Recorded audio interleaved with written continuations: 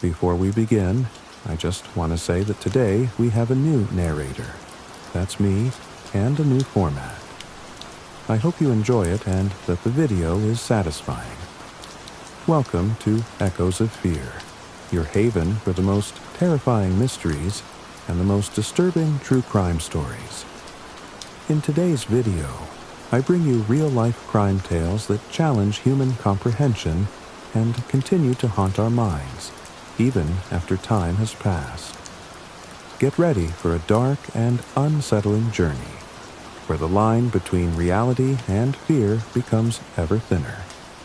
If you have the courage, settle in, because today's stories will haunt your mind, and who knows, maybe even your dreams. Date: September 14, 2001. Location: Cedar Ridge, Arkansas. Investigating Officer: Detective Evelyn Parker. Time of incident: 2:13 a.m. It was an unusually cold September night in Cedar Ridge, a small town nestled in the Ozark Mountains of Arkansas. The town was known for its serene landscapes and quaint streets, but that night, something disturbed the peace. At approximately 2 a.m., local police received a call from a resident of 842 Willow Street. The woman, identified as Maria Wilson, was in a panic, claiming that her daughter had found an old, unsettling doll in their attic. The call was vague, but when officers arrived, they quickly realized this was more than just a curious find. September 14, 2001, 2:13 a.m. Arrival at the Wilson residence. Detective Evelyn Parker and her partner, Officer John Rivers, were the first to respond to the scene. The house was located at the edge of Cedar Ridge, surrounded by dense woods. The Wilson family had lived there for years, and there was nothing particularly out of the ordinary about the property. When the officers entered, they were greeted by Maria, who was visibly shaken. Her daughter, 9-year-old Emily, stood behind her, clutching a small porcelain doll. The doll was old, with hollow eyes that seemed to gleam in the dim light. Its black dress was tattered, and it had an eerie, unsettling presence. "I don't know what's happening," Maria whispered, her voice trembling. "Emily. She's been acting strange ever since she found it." Emily said nothing, but her face was pale, and she kept her gaze fixed on the doll, never letting it out of her sight. Detective Parker knelt down to examine the doll. It was peculiar, too perfect, almost. It didn't seem like something one would simply find in an attic. The porcelain skin, the delicate painted face, it all felt wrong, like it was meant to be somewhere it shouldn't. There was no identifying label or maker's mark on it, only a small carved inscription on the bottom that read, "For the Lost Soul, 1874. September 14, 2001, 3:02 a.m. Investigation begins." The first thing Parker did was secure the doll as evidence. There was no sign of forced entry into the Wilson home, and no obvious cause for concern other than the doll's unsettling presence. Still, the officers couldn't ignore the strange behavior that seemed to be surrounding Emily. As the hours passed, the situation grew darker. Emily began speaking in strange, cryptic sentences, words that didn't make sense. At least, not until the officers started piecing things together. She mentioned a soul in pain, a curse that never ends, and the doll will return what it takes. Her words were disjointed, like fragments of a nightmare. Detective Parker decided to look into the history of the house. After a quick search at the Cedar Ridge Historical Society, they discovered that the land on which the Wilson house stood had once been owned by the McAllister family. The McAllisters had a tragic history. Multiple members of the family had died under mysterious circumstances. The most chilling part of their story, however, was the tale of Eleanor McAllister, a young woman who had disappeared in 1874. According to local legend, Eleanor had owned a doll, very similar in description to the one found in the attic. Rumor had it that Eleanor had died from a curse after she had been accused of witchcraft by the townspeople. The doll, which she had loved dearly, was said to have been her vessel, the key to a twisted fate. The McAllister family's legacy had been steeped in tragedy, and many believed the curse had never left. September 14, 2001, 5:30 a.m., unsettling occurrences. As the night wore on, Parker and Rivers began to feel a growing unease. Emily's behavior had grown more erratic, and there was an undeniable chill in the air. Objects in the house began to move on their own. A picture frame fell from the wall. A glass shattered on the floor without explanation. The clock on the mantel, which had been stopped at 2:13 a.m., began ticking again, its hands moving backwards, defying all logic. Maria Wilson was in a state of hysteria. "It's happening again," she muttered, her eyes darting around the room. "The curse. It's here." The officers decided to move Emily away from the doll, but she resisted violently. She screamed and sobbed, begging to hold it. Her behavior had taken a disturbing turn. Her eyes, once full of innocence, now seemed hollow, like those of the doll itself. As Parker and Rivers tried to remove the doll from the room, a strange force seemed to resist them. It was as if the doll itself had a presence, one that was not just material but malevolent. The officers felt the temperature drop significantly. A whisper echoed through the house, though it was hard to tell if it was coming from Emily, the walls, or something else entirely. September 14, 2001, 6:45 a.m., the final act. By the time dawn approached, the situation had escalated beyond control. The doll seemed to have a mind of its own.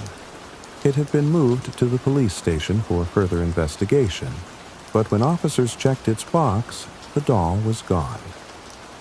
In its place was a cryptic note written in a child's handwriting. "The curse follows those who dare take it." No one could explain what had happened to the doll. It was never found again, and the case was eventually closed. Emily Wilson was sent to a local hospital for psychiatric evaluation. Maria, too, was never the same. The house on Willow Street was abandoned, left to deteriorate as the legend of the cursed doll continued to haunt the town. Years later, officers would report strange occurrences near the Wilson residence. People claimed to hear faint laughter or whispers from the house at night, and some even said they had seen the same doll in the windows, its eyes watching them from the shadows. Though the official investigation remains unsolved, the curse of the doll seems to linger. Detective Parker, now retired, still wonders what truly happened that night in Cedar Ridge. The only thing she knows for sure is that some cases are never meant to be solved. I just want to thank you for listening before we move on to the next story. If possible, take a moment to subscribe to the channel and like the video you're watching. I really need your support to keep posting. Thank you, and let's move on. Date: June 3rd, 2010. Location: Pine Hollow Forest, Boone County, West Virginia. Investigating Officer, Detective Sarah Bishop. Time of incident, 7:45 p.m. Pine Hollow Forest was a place of both beauty and danger, nestled in the heart of Boone County, West Virginia. Known for its towering pines, rolling hills, and quiet streams, it was a popular hiking destination for locals, though many whispered about strange happenings in the woods after dark. It was just the kind of place where people went missing, and not always for natural reasons. June 3rd, 2010, 7:45 p.m., disappearance report. At 7:45 p.m., the Boone County Sheriff's Office received a frantic call from a local hiker, Mark Jenkins, reporting the disappearance of his friend, Jonathan Reynolds. The two had been hiking along a trail that ran through Pine Hollow, near the intersection of Pine Ridge Road and Hollow Creek Road, just east of the town of Danville. The trail was well worn, a typical path used by locals. Mark explained that Jonathan had wandered off the path around 6:30 p.m. as they reached the northern edge of the forest. He said Jonathan had claimed to see something strange, near the old abandoned campsite, where several hikers had gone missing over the years. Mark couldn't remember exactly what Jonathan had said, but he seemed frightened. After a few moments of silence, Mark heard Jonathan scream. He immediately tried to follow his friend, but it was too dark, and the dense trees blocked his view. After searching for hours without any sign of Jonathan, Mark panicked and called 911. Detective Sarah Bishop was assigned to the case. Upon arriving at the scene, she was greeted by Mark Jenkins, who was visibly shaken. Mark described the forest as eerily silent after sunset, and although the temperature was mild for June, there was an unsettling chill in the air. June 3, 2010, 9:10 p.m., initial search efforts. Detective Bishop and her team set up a base near the Pine Hollow trailhead. The area had a history of strange disappearances, but nothing quite like this had happened in years. A search began immediately, with searchlights cutting through the trees. As the search party moved deeper into the forest, the oppressive quiet of the woods grew more unnerving. No animals, no sounds, just the occasional rustle of leaves. By 10:45 p.m., the team had found no trace of Jonathan. However, they did find something that gave them pause. An old campsite, just like the one Mark had described. The remnants of a long-dead fire smoldered in the center, and around it were several items that appeared to be abandoned. A torn jacket, a flashlight with the batteries dead, and a weathered journal. The journal was the most unsettling discovery. Its pages were filled with nonsensical writings and sketches of bizarre symbols. There were strange references to lost souls and voices in the trees, with one entry dated exactly 1 year ago, written by someone named A. Garrison. The final entry, however, was the most disturbing. "They are here again. The forest is calling. I hear their footsteps. I will not be the next." Detective Bishop felt a shiver run down her spine, but there was no time for hesitation. They had to find Jonathan. June 4, 2010, 12:30 a.m. Increasing suspicion. The search party continued into the night, but the deeper they went into Pine Hollow, the stranger things seemed. At around 12:30 a.m., the team reached a part of the forest that didn't seem to belong. The trees here were gnarled and twisted, as if something had warped them. The temperature had dropped significantly, and a heavy mist began to roll in, obscuring their path. Mark Jenkins insisted they continue, his desperation growing with each passing hour. He kept mumbling about how Jonathan had looked different when he screamed earlier, almost as if he had seen something unnatural. But when Bishop asked him more about this, Mark grew silent, refusing to speak of it any longer. The mist thickened, making it difficult to see more than a few feet ahead. Then, as they pressed forward, a strange sound broke the silence. Footsteps, faint but distinct, echoing from somewhere deep within the trees. Suddenly, the mist parted for a brief moment, and in the distance, they saw something, or rather someone, standing motionless in the shadows. It was a figure, tall and gaunt, barely visible in the dim light. As the search party approached, the figure turned and walked further into the mist, vanishing without a trace.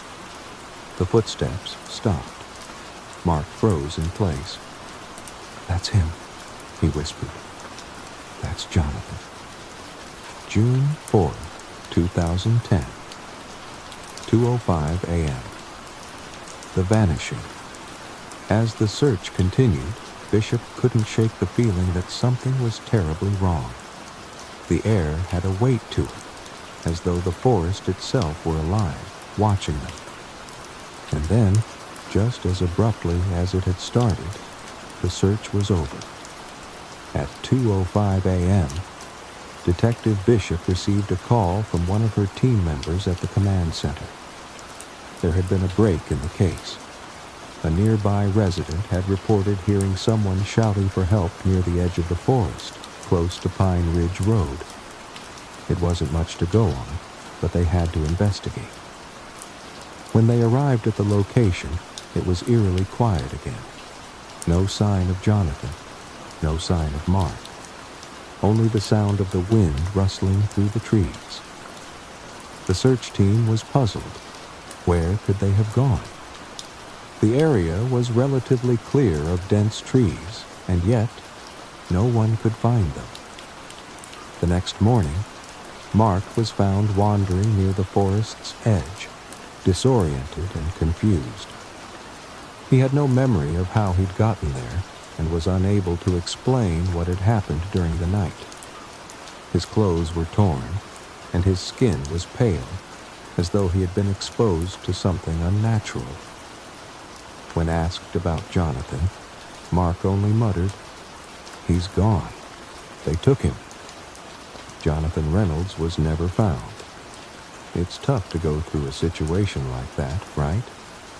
But now, let's move on to the next story. Date: March 12, 2017. Location: Cedar Falls, Iowa. Investigating Officer: Detective Charles Avery. Time of incident: 2:18 a.m. Cedar Falls, Iowa, was a quiet, peaceful town with a population of just over 40,000 people. Known for its scenic parks, historical sites, and the Cedar River that ran through the heart of the town, Cedar Falls was a place where nothing out of the ordinary ever seemed to happen. But on the night of March 12, 2017, that calm would be shattered forever. March 12, 2017, 2:18 a.m. Animal attack report. The Cedar Falls Police Department received an urgent call at 2:18 a.m. from a terrified woman, Sarah Lancaster, who lived on the outskirts of town on Oak Grove Road, a few miles east of downtown. She reported that her husband, Tom, had been attacked by a large, unidentifiable animal in their backyard. Sarah explained that she had been in the house when she heard Tom screaming for help. When she rushed outside, she found him lying on the ground, badly mauled, with deep gashes on his arms and legs. The creature had fled into the nearby woods, but not before Sarah managed to catch a glimpse of it. She described it as huge, with glowing eyes, and something not of this world. Detective Charles Avery was the lead investigator assigned to the case. He arrived at the Lancaster home at approximately 2:45 a.m., along with Officer Rebecca Parker. Sarah was still visibly shaken, sitting on the front porch, while Tom was being treated by paramedics. March 12, 2017, 3:05 a.m. Initial investigation. Detective Avery and Officer Parker surveyed the area around the Lancaster home. Tom was in a dazed state, unable to recall much of what had happened. He mentioned hearing strange growling noises and feeling as if something was watching him. When he went to investigate, he was attacked. Avery and Parker inspected the backyard, where the grass was disturbed and what appeared to be large, claw-like marks were found along the side of the house. The strange thing, though, was that there were no footprints, no tracks of any kind, other than those of Tom and Sarah. The woods behind the house were dense, but a faint odor of something rotting lingered in the air. It was then that Sarah recalled something strange. Her grandfather, who had lived in Cedar Falls for most of his life, had once told her stories about a creature that haunted the forests of the area. He called it the Beast of Oak Hollow. He claimed it was an ancient curse brought on by a local legend about a black wolf that had been killed by townsfolk over a century ago. March 12, 2017, 4:30 a.m. Historical records. Avery, intrigued by Sarah's story, decided to visit the Cedar Falls Society the following morning. After sifting through old town records, he found a chilling account of a series of strange deaths and animal attacks that had taken place in the area in the late 1800s. The town's archives mentioned a black beast that had been blamed for the deaths of several residents who had ventured too deep into Oak Hollow, the very woods behind the Lancaster house. According to the records, the creature had been known to attack only at night, its glowing eyes the last thing victims saw before succumbing to its violent attacks. The townspeople had believed the beast to be a cursed animal, one whose spirit was trapped between worlds after it had been killed by a group of hunters. The curse, according to the story, would remain until the spirit of the creature had claimed the soul of someone from the town, an offering to end the torment. March 12, 2017, 6:15 p.m. The search begins. Avery and Parker returned to the Lancaster residence in the evening, prepared for a more thorough investigation. They organized a search party, which included local residents and several trained trackers. They set out into the woods, following the trail of broken branches and disturbed undergrowth. As the sun dipped below the horizon, the searchers felt the temperature drop sharply. It was an eerie stillness in the air, and the deeper they ventured into Oak Hollow, the stronger the sense of unease became. By 8:30 p.m., they had reached the heart of the woods, a dense area surrounded by towering oaks and thick underbrush. It was then that they heard it, low growls coming from all directions, not far off. The growls seemed to reverberate in the air, like the sound of something massive moving through the trees. And then, just as suddenly as it had started, everything went silent. March 12, 2017, 9:20 p.m. The encounter. At 9:20 p.m., one of the trackers, James Cook, shouted. He had seen it. The beast.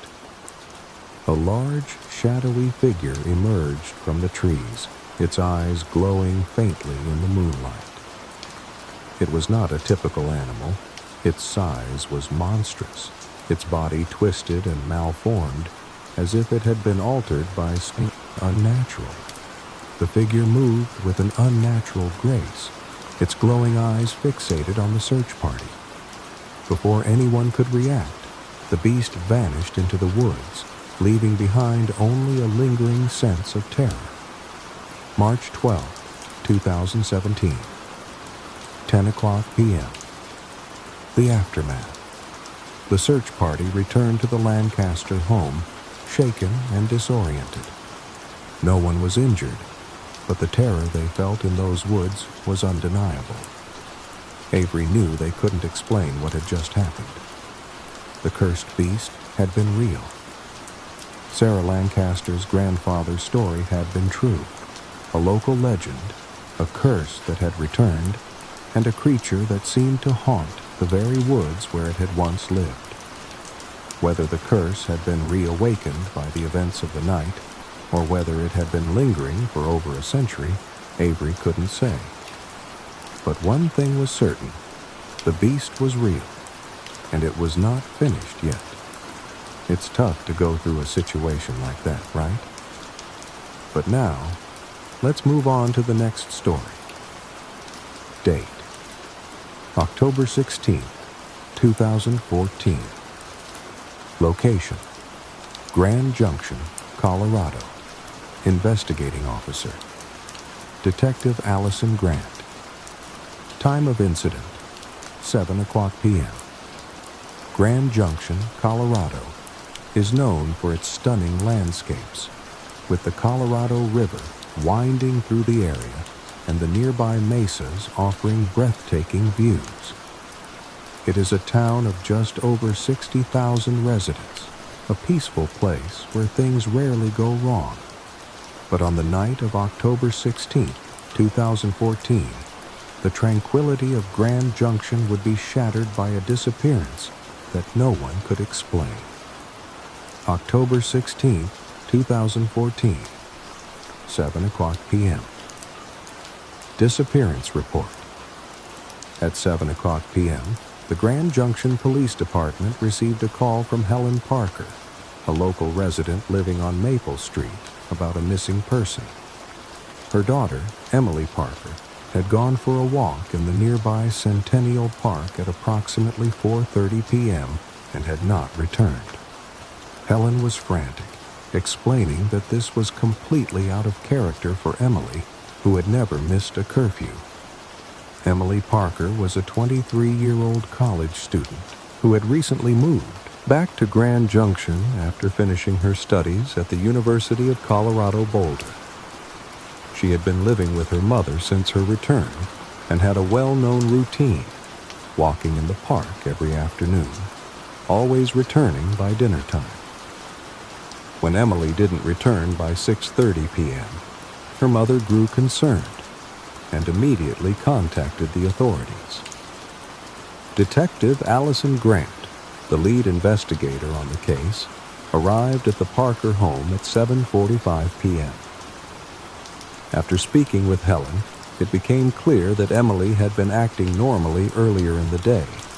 She had mentioned to her mother that she planned to visit Centennial Park, a common spot for locals to walk and jog, located just off 12th Street and Horizon Drive. October 16, 2014, 8:30 p.m. Initial search efforts. A search party was quickly assembled. Detective Grant, along with Officer James Horn, canvassed the area around Centennial Park. It was a mild autumn evening, the air crisp, but the park was eerily quiet. The sun had just set, casting long shadows across the walking paths. There were no signs of struggle or disturbance near the park's entrance, and no one reported seeing Emily after she entered. By 9:15 p.m., they found a clue, a small silver bracelet lying near the edge of the walking trail, just a few feet from a dense thicket of trees. The bracelet appeared to belong to Emily, as it was a gift from her late grandmother, according to her mother. Detective Grant bent down to examine it, noting that there were no signs of a struggle or blood nearby. Despite the absence of obvious evidence, Grant had a feeling that something wasn't right. Centennial Park wasn't a dangerous place. People jogged there at all hours. But this was different. There was an unsettling stillness in the air, and the deeper they ventured into the park, the more oppressive it felt. October 16th, 2014, 10 o'clock p.m. A strange witness.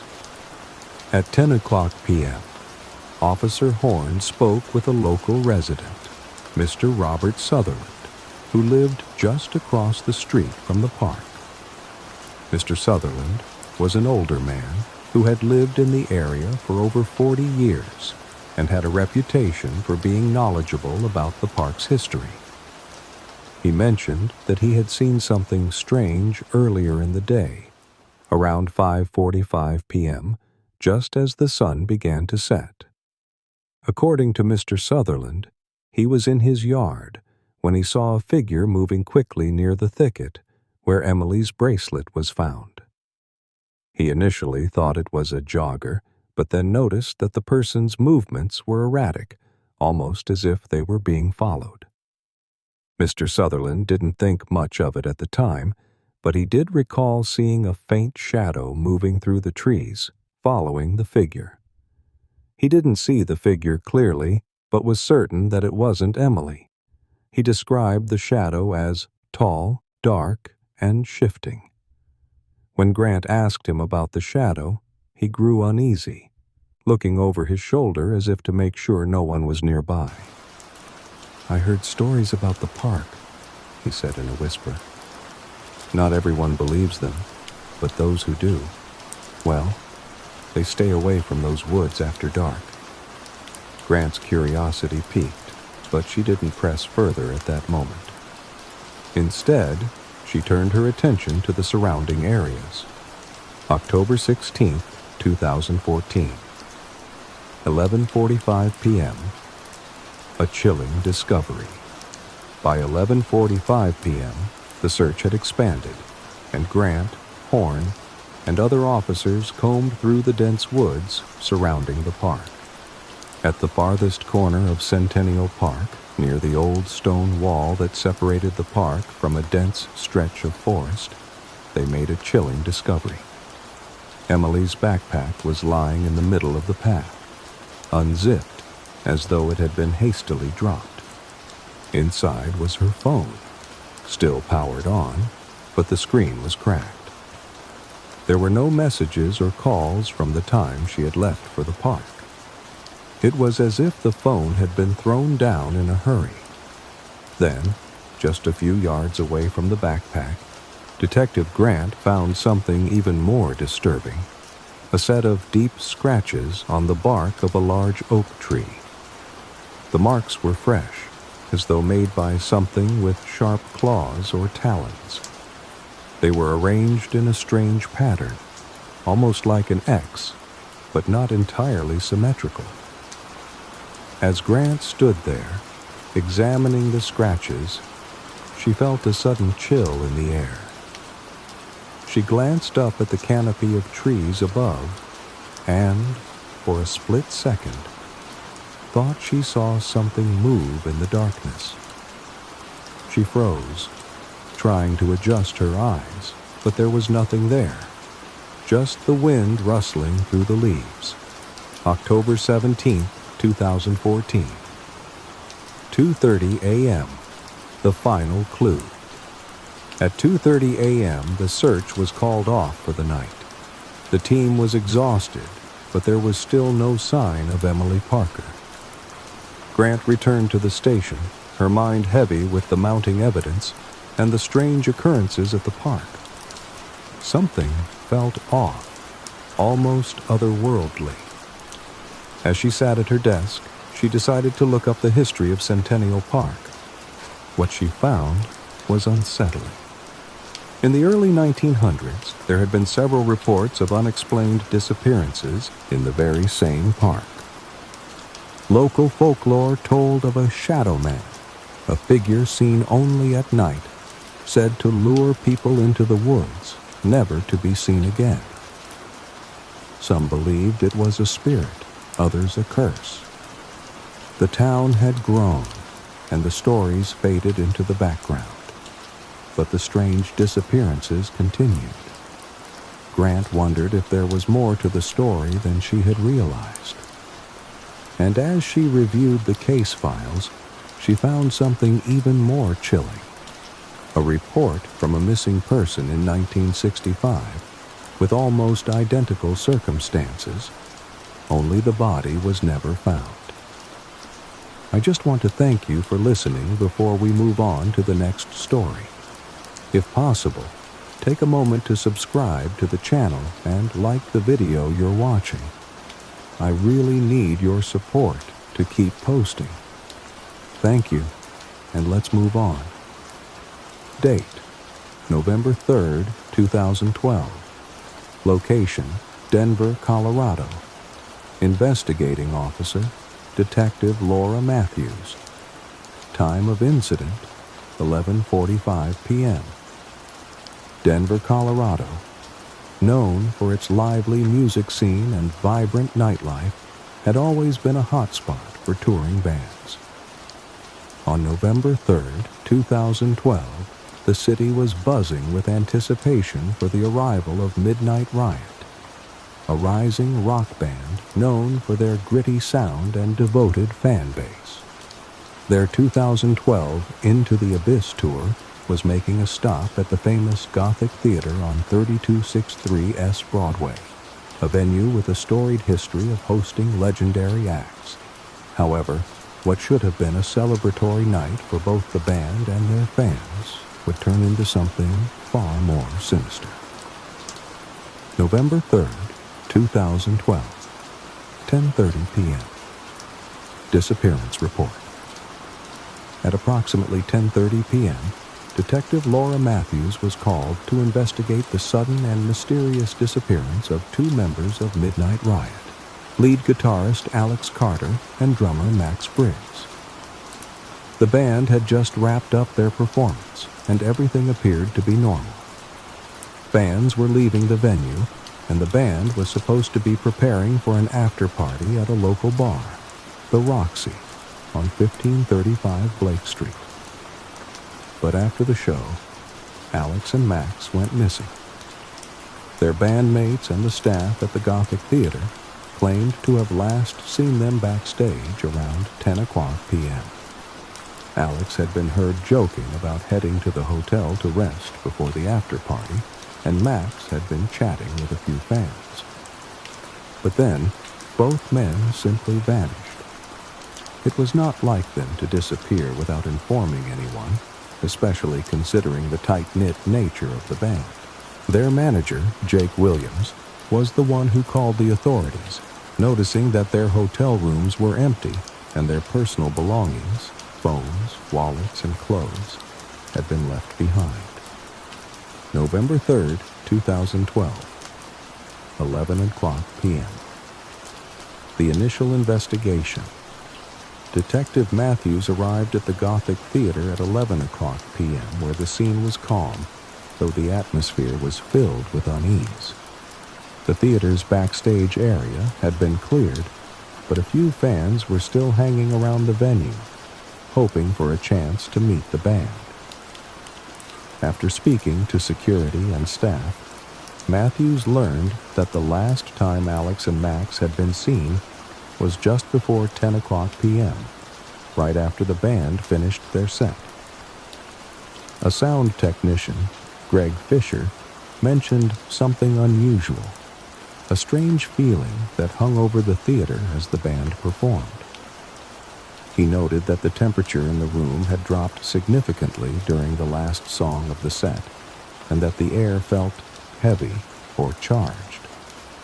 Greg, who had been working at the venue for over a decade, recalled hearing unsettling sounds during the performance that weren't part of the show. It was like something was speaking through the amps, Greg said, his voice shaky.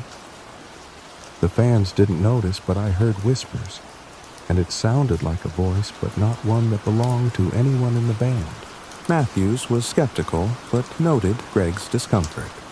Still, it was her duty to follow every lead. November 3rd, 2012, 12:30 a.m., the hotel room.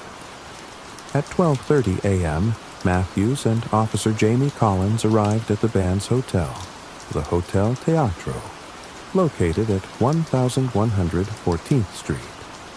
The manager led them up to the rooms of Alex and Max, which had been left completely undisturbed. It was as if the two men had simply vanished. Alex's guitar case was open on the floor, his favorite Fender Stratocaster resting inside. Max's drumsticks were propped up neatly against a chair by the window. Matthews noticed that both men's personal belongings were gone: clothing, toiletries, even their shoes. The only thing left behind was a strange, half-burned candle on the windowsill, one that Matthews recognized as an expensive brand known for its strong scent. The smell was still lingering in the room, a sickly, sweet, almost metallic odor that made her stomach turn. Suddenly, Officer Collins noticed something odd. A small piece of paper, barely visible under the edge of the bed, was found. It had the words, "Meet me at the crossroads," scribbled in thick, rushed handwriting. There was no signature, no other indication of who wrote it. November 3rd, 2012, 1:45 a.m., the crossroads. The next clue came just after 1:30 a.m. Detective Matthews had the hotel staff check their security footage, and they found a curious piece of evidence. Around 10:15 p.m., just after the show ended, Alex and Max were seen leaving the venue together. They walked toward the backstage exit and were never seen again. The footage cut off abruptly when the two men appeared to turn a corner. The missing men had been last seen near the intersection of Broadway and Dakota Avenue, only a short walk from the theater. Matthews and Collins rushed to the location. At the crossroads, there was an eerie stillness. No cars passed by, no people walking along the street, though the area was usually lively, especially after a concert. They stood at the corner, trying to sense anything that could explain the disappearance, but all that greeted them was silence. At exactly 2 a.m., Matthews received a call from Jake Williams, the band's manager. He claimed he'd received an anonymous message that simply read, "They're not coming back." The message was followed by a chilling silence, as if the person who sent it knew more than they should. Then, a strange sound crackled over the line. Whispers. November 3rd, 2012, 3:15 a.m., the discovery.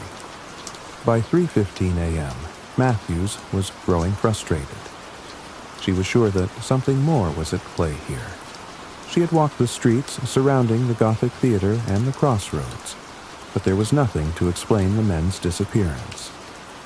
That was until they returned to the Gothic Theater once again, where Matthews noticed something different. A small door at the back of the venue, which had previously been locked, was now slightly ajar. It led to the basement. The officers descended cautiously into the dimly lit basement. The air was thick with dust and a sense of foreboding. As they walked deeper into the space, they found something truly disturbing. A series of old photographs of past performances, many of which were decades old. But what stood out were the images of musicians, past and present, who seemed to have an unsettling resemblance to Alex and Max, including one from a 1972 show at the same venue. But what chilled Matthews to the bone were the last photos. One of Alex and Max, clearly taken during the show that night. The images were distorted, as if something had crawled across the lenses while they were taken. In one of the frames, Alex's face was twisted in a silent scream. Before Matthews could investigate further, a loud crash echoed from the far end of the basement, followed by the unmistakable sound of a guitar string being plucked. She rushed forward, only to find that the basement was empty, save for a broken guitar string and a faint, ominous whisper that seemed to come from nowhere. It's tough to go through a situation like that, right? But now, let's move on to the next story. Date: January 14, 2017. Location: Chicago, Illinois. Investigating Officer: Detective Emily Harris. Time of incident: 10:30 p.m. But beneath the surface, it also carries a reputation for its dark and sometimes violent history. But beneath the surface, it also carries a reputation for its dark and sometimes violent history. On the night of January 14, 2017, a brutal homicide occurred in the city's Logan Square neighborhood, an area known for its mix of old and new architecture, vibrant nightlife, and eclectic residents. What started as a routine investigation quickly escalated into a case that would haunt the officers involved for years to come. January 14, 2017, 10:30 p.m. The call. At 10:30 p.m., Chicago PD received a call reporting a possible homicide on the 2300 block of North Milwaukee Avenue. The caller, a local bar owner, had found a body in the alley behind his business, the Copper Fox, a small pub tucked between two old brick buildings. The bar owner, Harold Miles, had heard what he described as odd sounds coming from the alley just before closing, and when he went to investigate, he found the body of a young woman lying in a pool of blood. Detective Emily Harris was assigned to the case and arrived at the scene within 20 minutes. Upon her arrival, the atmosphere in the alley was unsettling. Despite being a busy area during the day, at night, it was eerily quiet. The cold winter wind cut through the narrow space between the buildings, carrying with it a sense of unease. January 14, 2017, 10:50 p.m., the victim. The victim, later identified as 27-year-old Claire Stevens, was a well-known local artist who had recently moved to the area. She had been living in a small apartment just a few blocks from the alley, and her artwork had been displayed in galleries around the city. Claire's death was violent. Her throat had been slashed with what appeared to be a sharp object, and her body was positioned in a way that suggested the killer had staged the scene. Her left hand was clenched around a piece of paper, which Detective Harris carefully pried from her fingers. The paper was crumpled and appeared to have been torn from a notebook. It contained a single sentence written in block letters. "It's watching." The discovery of the note immediately raised questions. Was Claire trying to leave a clue behind? Had she known her killer? And what did the cryptic message mean? January 14, 2017, 11:30 p.m. The witness. At 11:30 p.m., Detective Harris spoke with Harold Miles, the bar owner. He was visibly shaken, his hands trembling as he recounted the events. "I didn't see her," Harold said, "but I heard someone in the alley just before I found her. It wasn't like anything I've heard before, like a soft dragging sound, almost like someone was trying to sneak away without making noise." Harold explained that when he went to check on the noise, he saw a man walking quickly toward the street, but the man was gone before he could get a good look at him. "I swear, it's like he disappeared into the night." The area behind the bar was poorly lit, with just a few streetlights casting shadows on the alley walls. There were no security cameras nearby, and the bar's own surveillance footage only showed the street outside, not the alley. January 15, 2017, 2 a.m. The investigation expands. As the investigation continued, Detective Harris learned that Claire had been working late at her studio earlier that evening, located on the 2700 block of North Milwaukee Avenue, only a short distance from the crime scene.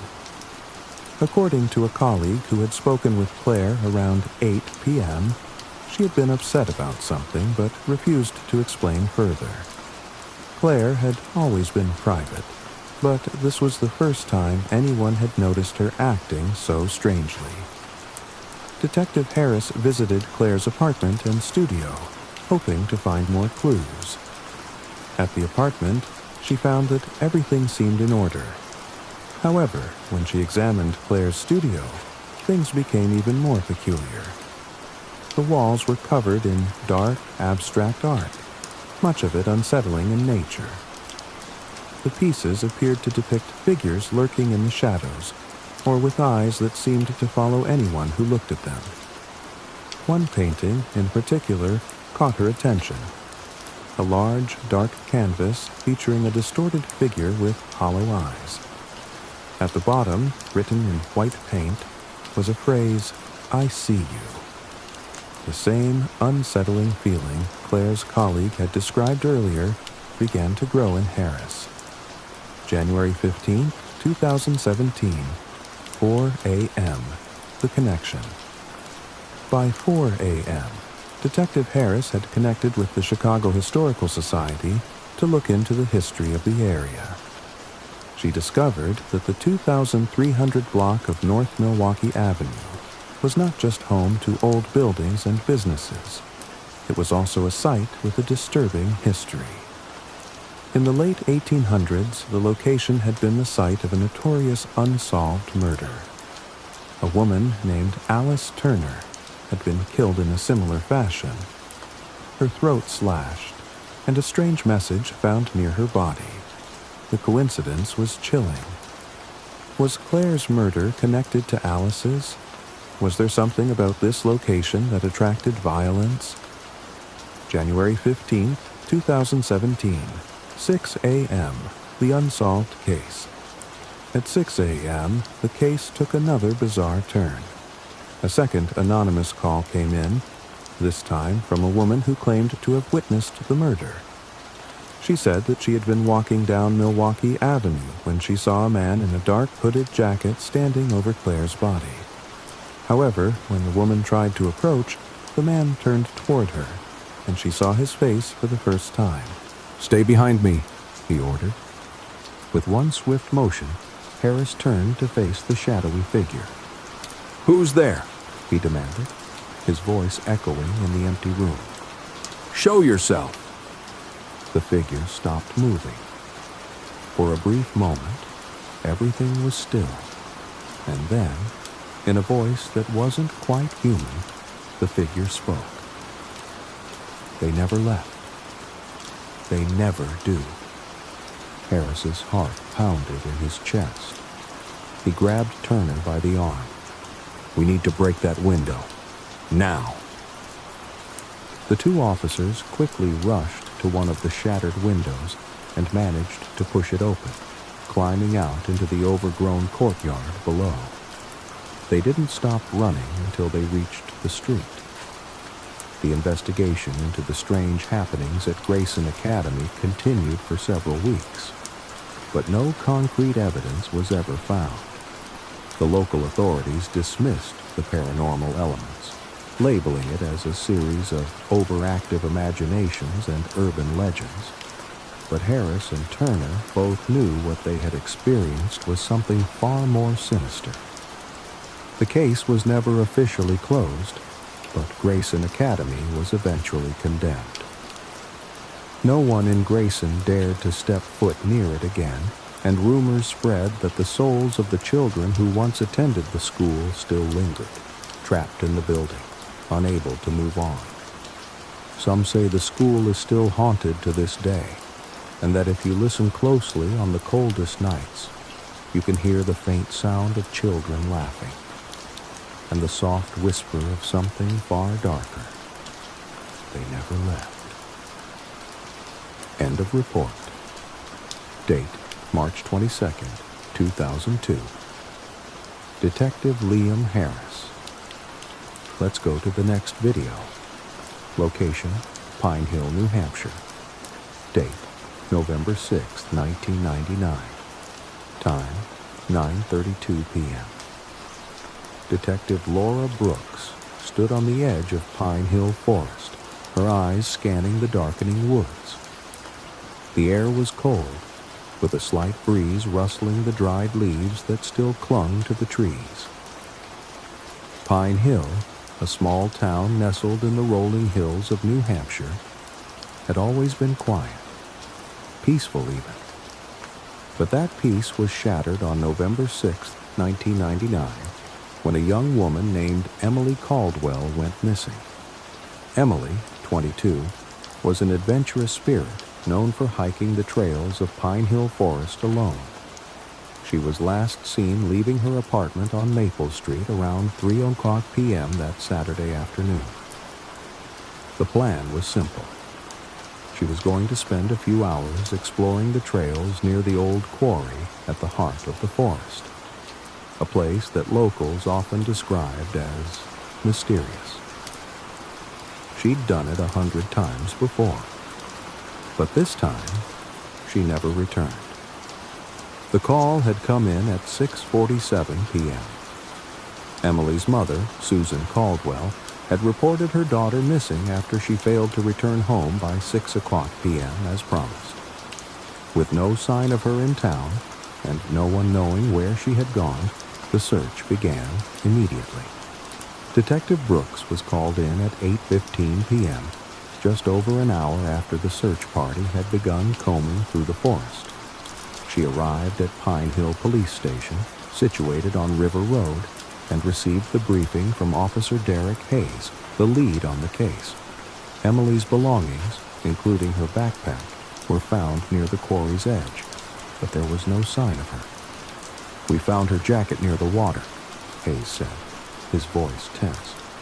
"But no tracks leading away. It's like she just vanished." Brooks stood silently for a moment, weighing the options. "Tell me about the quarry," she said, her eyes narrowing. "Why would she go there?" Hayes hesitated. "Some people say it's cursed. There are rumors about people disappearing in these woods over the years, especially near the quarry. They're just stories, but I'm not here for stories. Let's focus on facts," Brooks interjected. The forest was quiet now, save for the distant sounds of shuffling feet and murmurs of the search party, who were still on edge. Brooks gathered her team and made her way to the edge of the quarry, where Emily's jacket had been found. It was clear that Emily had gone into the water, but her trail ended there, as if she had simply disappeared into thin air. The quarry was surrounded by dense trees and rocky terrain. The water was deep and dark, the surface only broken by the occasional ripple caused by the wind. Brooks squatted next to the water, scanning the area. "Look for anything unusual," she instructed. "Anything out of place." As they moved along the edge of the quarry, one of the officers found something. A small old wooden box, half buried in the mud. The officer handed it to Brooks, and she carefully opened it. Inside were several small items: a tarnished silver ring, a piece of cloth stained with what looked like blood, and a small photograph of a man she didn't recognize. Brooks stood up, holding the box. The photo was of a man with dark hair and a stern expression, standing in front of a building she didn't recognize. The photograph looked old, perhaps decades old. She showed it to Hayes. "Who is this?" she asked. Hayes took the photograph from her, his brow furrowing as he studied the man in the picture. "That's strange. I don't know. I've never seen him before, but this looks like it could be from the town's early days. That building in the background looks like it could be the old Grayson Academy." Brooks froze. "Grayson Academy? Are you sure?" "Yeah. That's where the town used to send their kids for schooling back in the day. It was shut down over 20 years ago.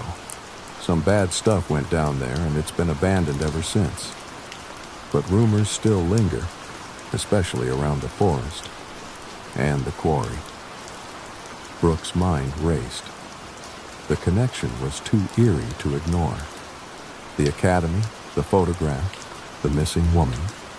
It was all tied together somehow. "We need to find out more about Grayson Academy," she said, her voice determined. "Let's head there." The officers drove through the dark, empty streets of Pine Hill, the headlights cutting through the fog that had settled over the town. As they approached the outskirts, the silhouette of Grayson Academy loomed in the distance, its once grand structure now decaying and overrun with ivy. It seemed to stand as a silent witness to decades of secrets. They parked at the edge of the property, and Brooks led the group toward the old gates, which were creaky and rusted.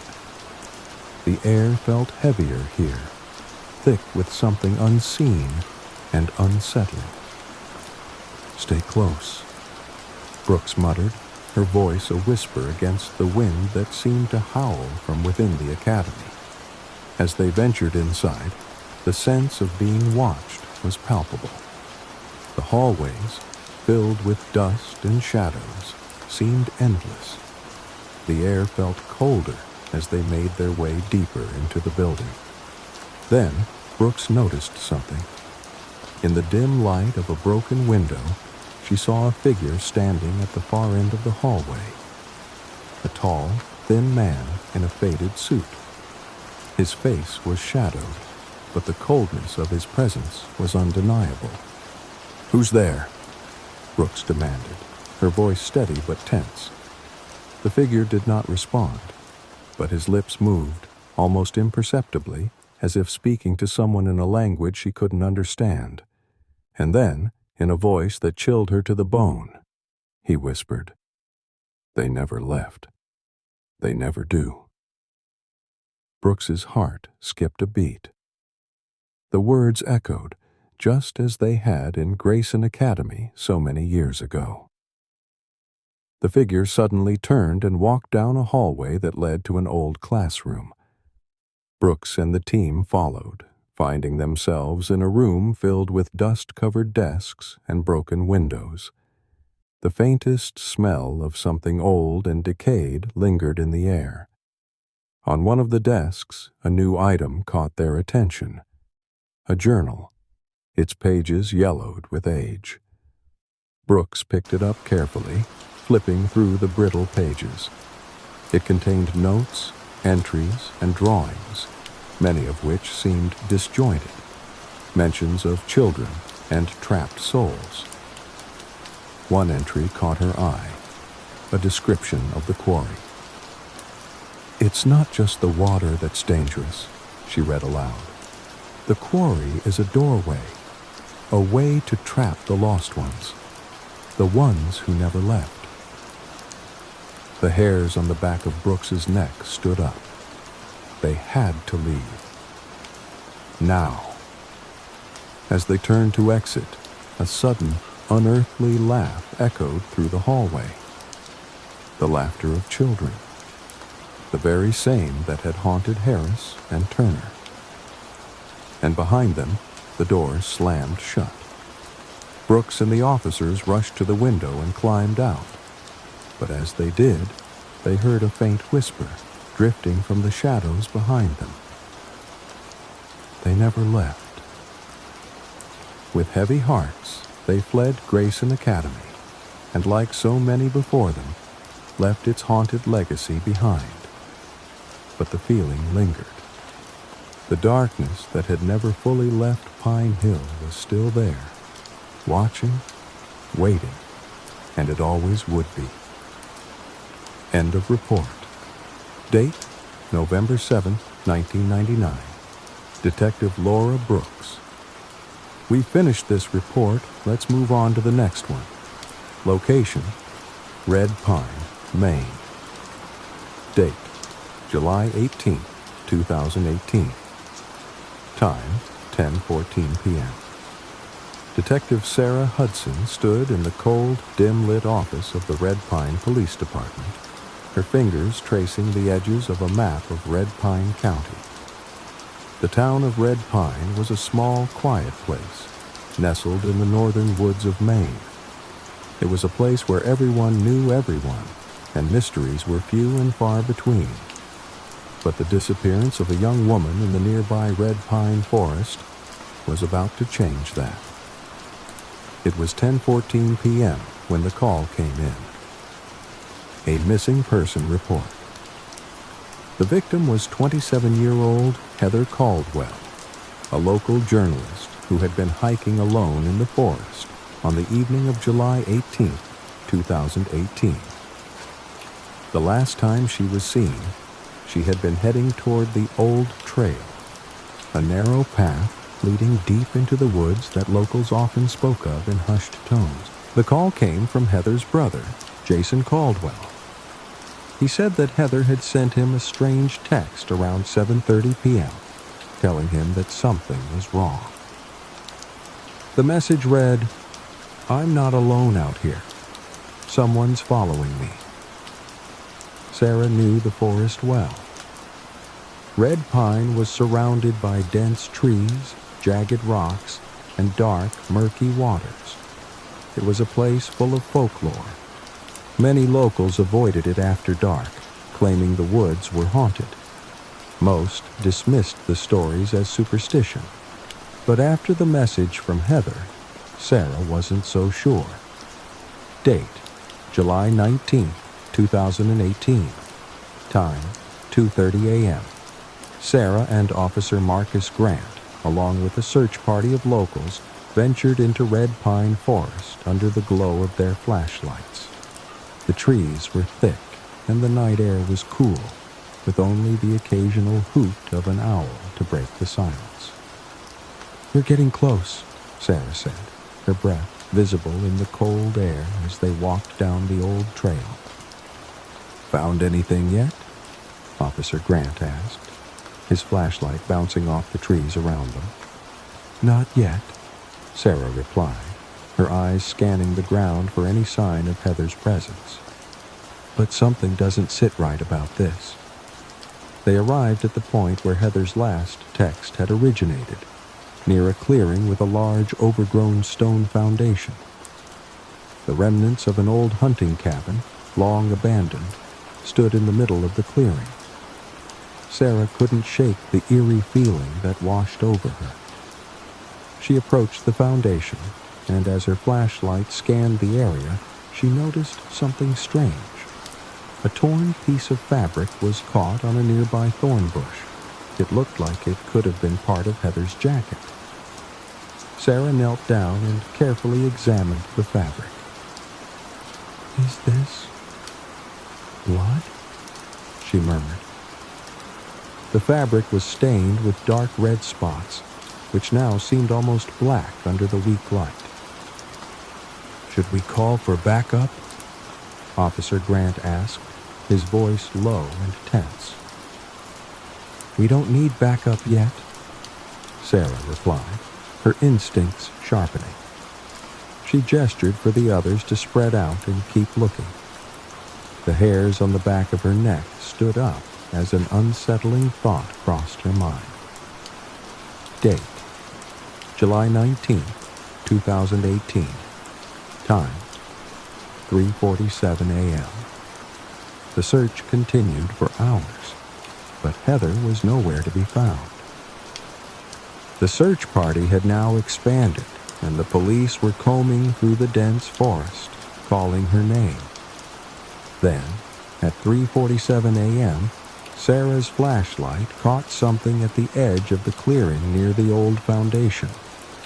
It was a trail of footprints, but they weren't like the usual prints of someone walking in the forest. They were uneven, as if someone had been dragged through the underbrush. "Over here!" Sarah called out. The group gathered quickly, and they followed the trail of footprints until they reached a small, dried-up creek bed. At the bottom of the creek, beneath a large rock, Sarah's flashlight illuminated something. A body. It was Heather Caldwell. Her body was twisted unnaturally, as though she had been thrown into the creek with great force. Her eyes were wide open, staring blankly at the sky. But what caught Sarah's attention were the marks on her neck. Deep, finger-like bruises, as though someone had strangled her. And on her left wrist, a strange symbol had been carved into her skin. It was an ancient rune, one Sarah had seen before in old books about local legends. Date, July 19, 2018. Time, 4:20. a.m. Sarah stood in the clearing, feeling a chill run down her spine.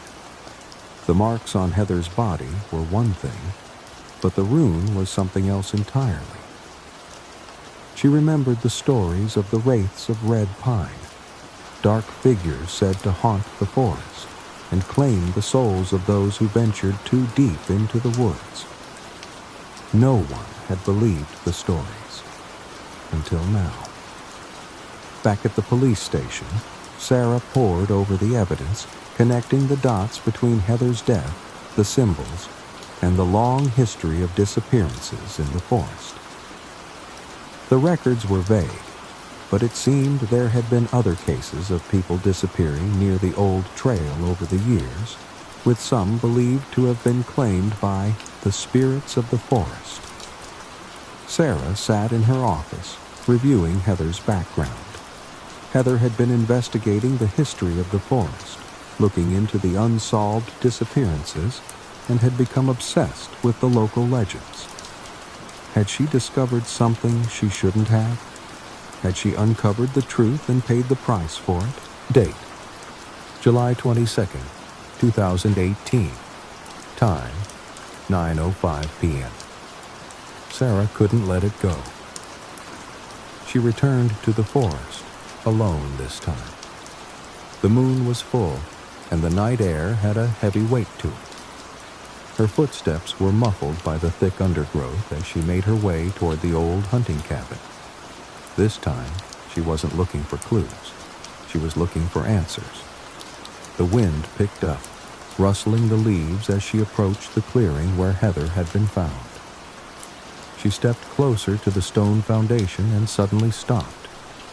There, in the shadows, was a figure. A man, tall, gaunt, and dressed in old, tattered clothes. His face was pale, almost ghostly, and his eyes gleamed with an unsettling intensity. "I know what you're looking for," the man said in a voice that was barely above a whisper. Sarah's heart raced as she took a step back. "Who are you?" The man smiled, a cold, emotionless grin. "I am the keeper of the forest, the one who takes what belongs to the woods." Before she could react, the man vanished into the trees, disappearing as if he had never been there. Sarah didn't know if she had seen a ghost, a hallucination, or something else entirely. But as she stood there, staring into the darkness, she realized that the mystery of Red Pine Forest was far deeper than she had ever imagined. And Heather Caldwell wasn't the first or the last person to vanish in these woods. Case status: ongoing. Date: July 23rd, 2018. Detective Sarah Hudson. We finished this report. Let's move on to the next one. Location: Millbrook, Vermont. Date: November 3rd, 2021. Time: 11:52 p.m. Detective Lucas Reed stood by the blackened remains of Hillside Manor, his breath visible in the cold, crisp air of early November. The fire had been brutal, raging through the house for hours before the fire department managed to bring it under control. But the damage was devastating, the mansion now little more than a shell of its former grandeur. The call had come in at 9:18 p.m. Hillside Manor, an old historic home on the outskirts of Millbrook, had been engulfed in flames. There were reports of a person inside, though no one could confirm who. By the time the fire was finally extinguished, the building was unrecognizable. But there was something more to this fire than just a tragedy. As Reed stood there, his boots crunching against the charred ground, he couldn't shake the nagging feeling that this was no ordinary blaze. Date: November 4th, 2021. Time: 2:07 a.m. The investigation had barely begun. Reed had arrived at Millbrook Police Department at 12:45 a.m., gathered the team, and gone straight to the scene. The fire was too thorough, too devastating. There were no bodies, no sign of the homeowner, Evelyn Simmons, or her family. It was as if they had vanished, leaving behind only the ruin of the mansion. "Any sign of foul play?" Reed asked Officer Megan Richards, who was taking notes beside him. "Nothing obvious," she replied, holding up a set of photographs. "But we did find some strange things. The fire started on the second floor, in the library. The windows were locked from the inside, and there were no signs of forced entry. We're still waiting on the official report from the fire department, but something doesn't add up." Reed finished her sentence, his voice low. "Exactly," Officer Richards agreed. "There's also this." She handed him a small, charred object, something that had been found in the ruins of the study. It was a silver locket, its intricate design nearly destroyed by the flames. Inside the locket was a photograph of a man and a woman, both of whom Reed recognized, Evelyn Simmons and her late husband, Robert. But it was the inscription on the back of the locket that caught his attention. "Together in life, together in death." Date: November 4th, 2021. Time: 3:42 a.m. The team had gathered at the Millbrook Police Department's small conference room. Reed pored over the locket's inscription as he listened to the reports. "Evelyn Simmons," Reed began, "purchased Hillside Manor nearly 20 years ago. It's been a staple in the town for decades. But something doesn't feel right here. We've got no sign of the family, no bodies, no evidence of them being inside during the fire. And the fire started in a very specific place." "Are we thinking arson?" Officer Richards asked. "It's possible," Reed replied. "But it doesn't explain the strange circumstances of the fire. The flames started at the second floor, the library, right next to the master bedroom, and we know the house was locked from the inside. But the strangest part," Officer Richards said, "is that the fire started precisely at 9 o'clock p.m., right when the entire neighborhood reported hearing something, a sound, like a scream. But no one knows where it came from." Reed sat back in his chair, rubbing his temples. He needed more answers, but the pieces weren't fitting together. Date: November 4th, 2021. Time: 9:18 a.m. Reed drove to the fire station in downtown Millbrook, the sun barely rising above the horizon. He needed to speak to Chief John Turner, the head of the Millbrook Fire Department.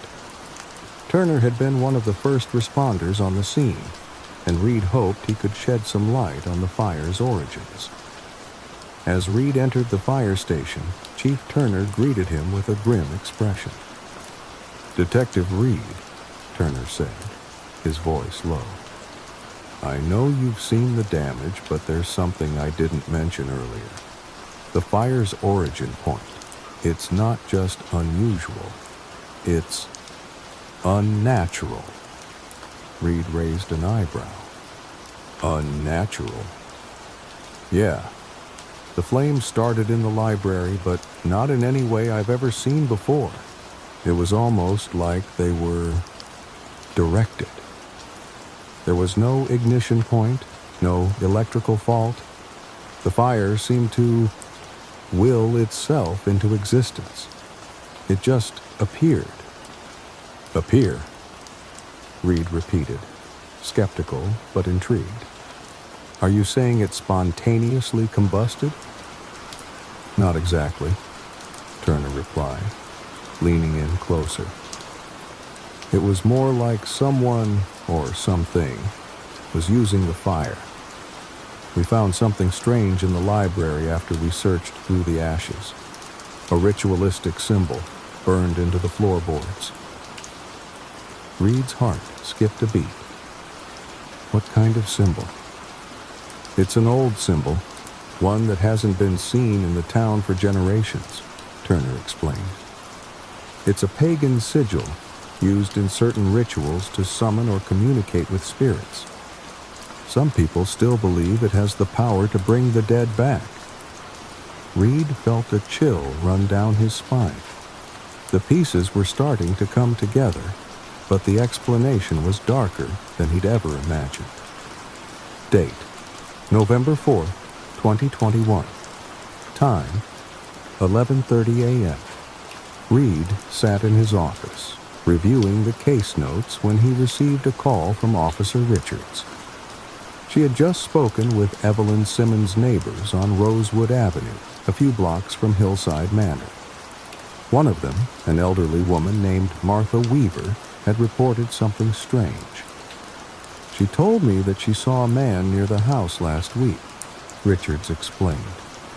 A man she didn't recognize. He was standing by the edge of the property, staring at the house for hours. She said he was wearing an old-fashioned coat, like something from the 1800s. Reed's mind raced. Could this man be connected to the fire?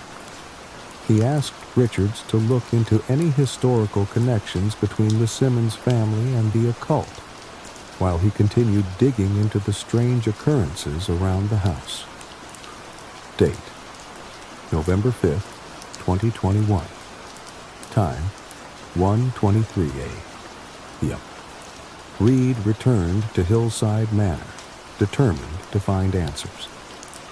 The air was thick with fog, and the mansion loomed like a dark, imposing figure in the distance. He made his way inside, flashlight in hand, scanning the charred remnants of the library. The smell of smoke still lingered, but there was something else. An unsettling energy, like the house itself was holding its breath. Suddenly, he heard it, a faint whisper, almost like a sigh, coming from the far corner of the room. "Hello?" Reed called, his voice firm but unsure. There was no answer, only the eerie crackling of burned wood settling. Then, as if in response, the temperature in the room dropped, and Reed saw a flicker of movement in the shadows. A figure, translucent and faint. It was Evelyn Simmons. Her eyes locked onto his, and her lips parted, but no sound came from her mouth. And then, just as suddenly as she appeared, she vanished. Reed stumbled back, his heart pounding. He had heard the rumors about haunted houses, but he never truly believed them. Now, he wasn't so sure. Date: November 7th, 2021. Time: 4:00 p.m. The investigation continued, but the truth about the fire and the people behind it was still elusive. Reed had come to a conclusion he couldn't fully explain.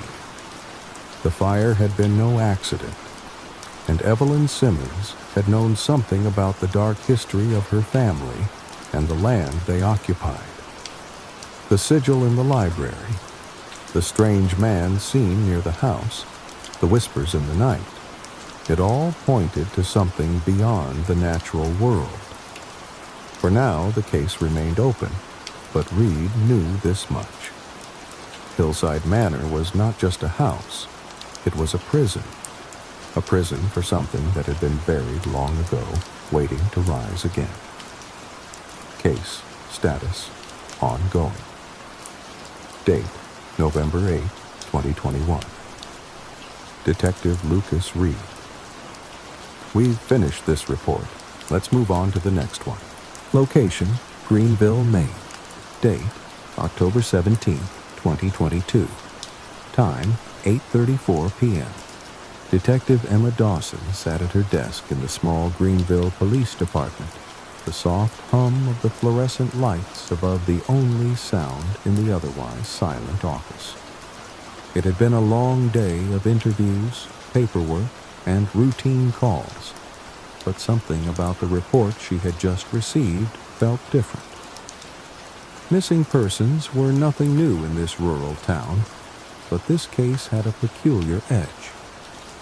The call had come in at 7:52 p.m. from Sarah Green, a 27-year-old hiker who had been reported missing after going on a solo trip into Pinewood Forest, just north of town on Route 48.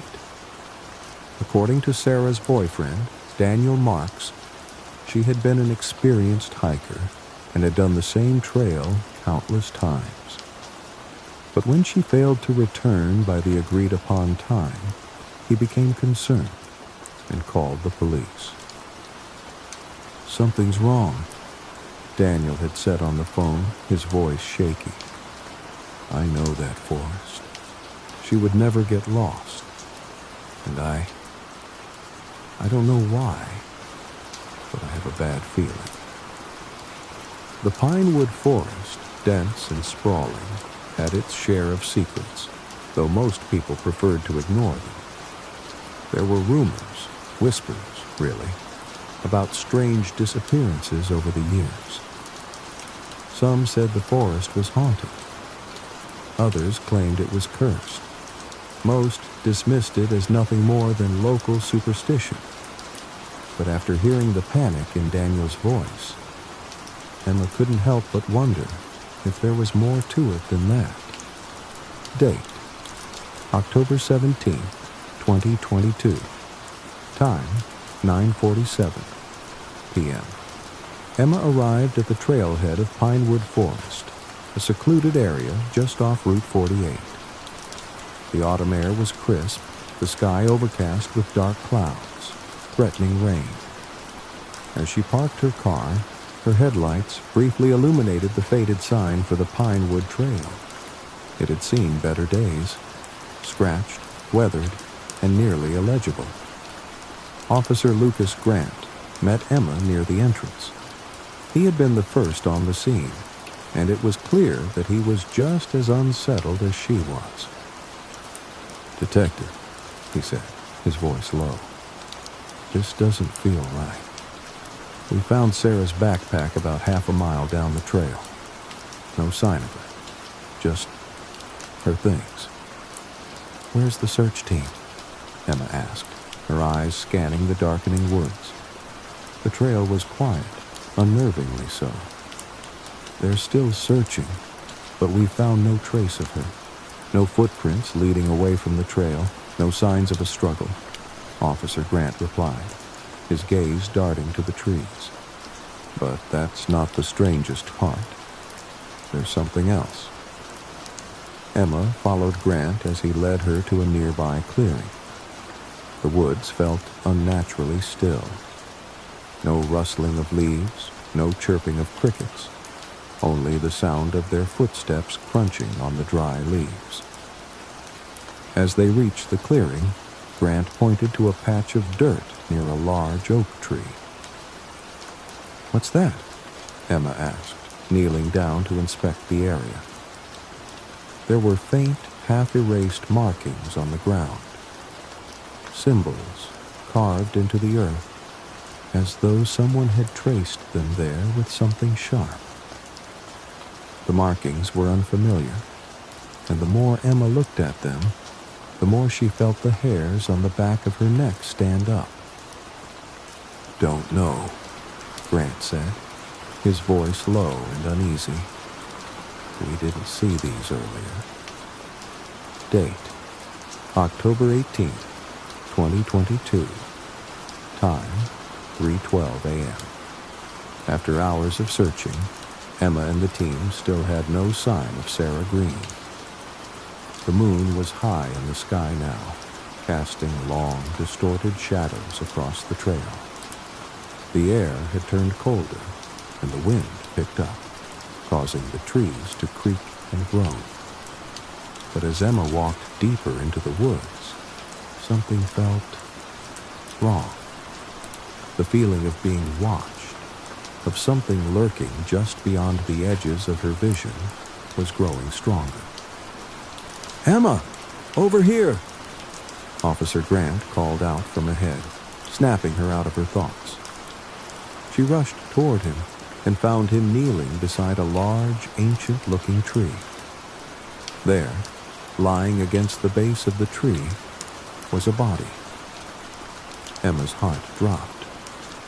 It wasn't Sarah. It was another woman, her face pale, her body rigid and cold.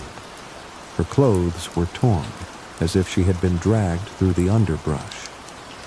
But it was the woman's expression that froze Emma in place, her eyes wide open, staring at nothing, as if she had seen something so horrifying that it had taken her very soul.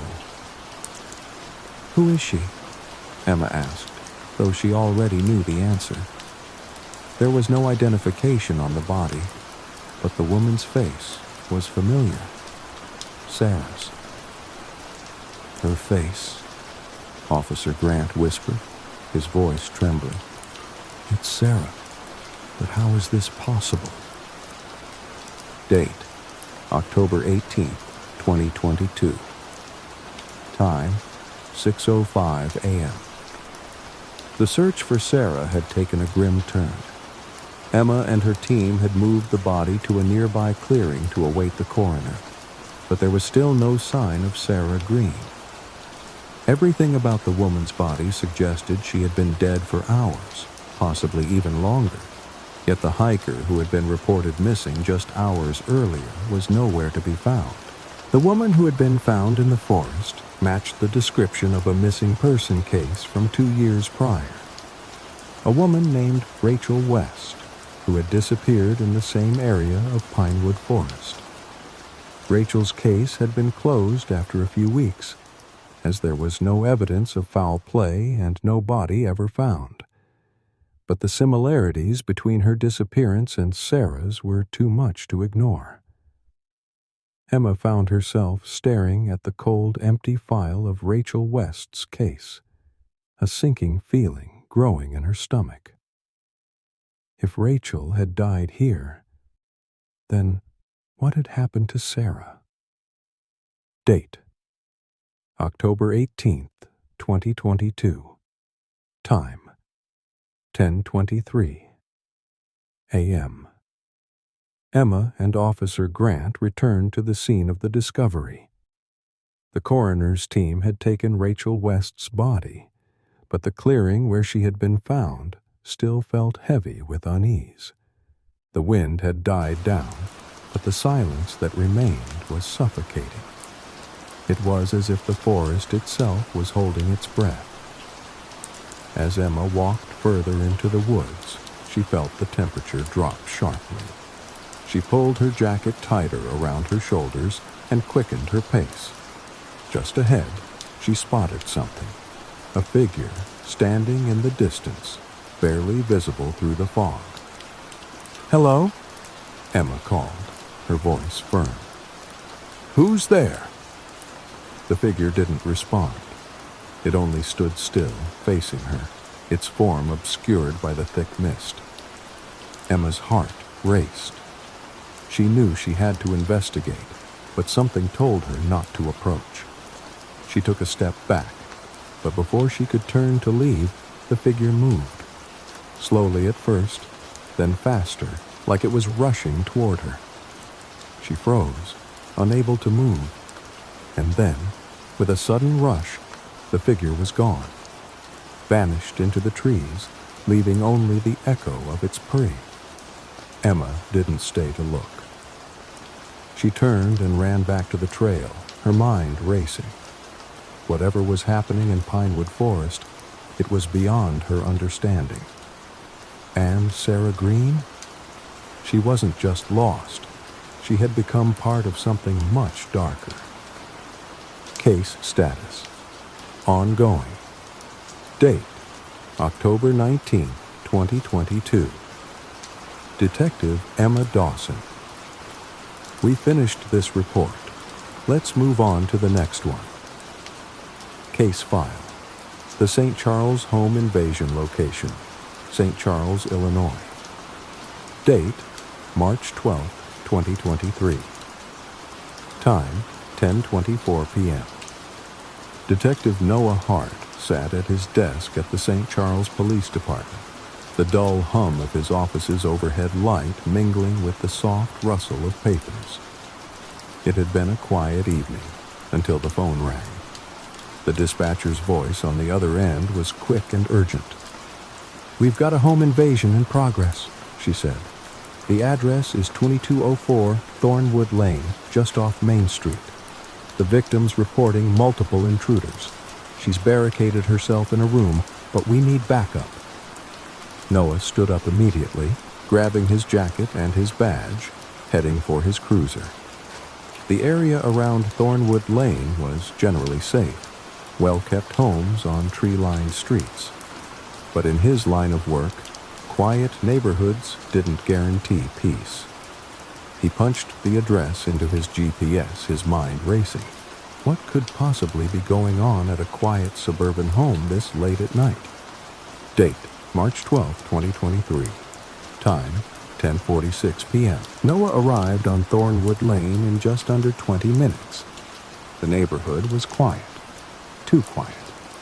Street lights cast long shadows across the freshly paved road, and the crisp night air seemed to swallow the sound of his tires crunching against the gravel as he pulled up to the house. The house at 2204 looked ordinary enough. A single-story ranch with a two-car garage, well-maintained lawn, and a modest porch.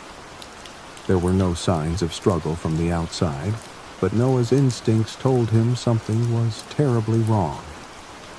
He approached the front door, where Officer Claire Stevens was waiting, her flashlight sweeping across the porch. "The victim's name is Rachel Matthews," Claire said, her voice low. "She's in the back bedroom. We've got the house surrounded, but there's been no movement since the call came in." Rachel Matthews, 38, a quiet librarian who had lived in St. Charles for over 10 years, had no known enemies, no previous incidents, nothing that would suggest she would be a target for a violent crime. Noah nodded. "Let's move in." Date, March 12, 2023. Time, 10:52 p.m. Noah and Claire made their way through the house, weapons drawn, their shoes barely making a sound on the wooden floors. The front door had been left ajar, the light inside casting a sickly yellow hue against the walls. As they moved down the hallway, Noah's eyes flicked to a picture frame on the table. A family photo, smiling faces. A man, woman, and a young girl, their arms around each other. Normal. Ordinary. But nothing about tonight was normal. They reached the back bedroom. The door was cracked open, and Rachel's trembling voice could be heard inside. "Please, don't hurt me. I've got money. I'll give you whatever you want," she whispered, her voice barely audible. Noah kicked the door open and stepped inside, immediately scanning the room. Rachel was crouched by the window, her face pale and eyes wide with terror. There was no one else in the room, but the faint smell of something burning lingered in the air.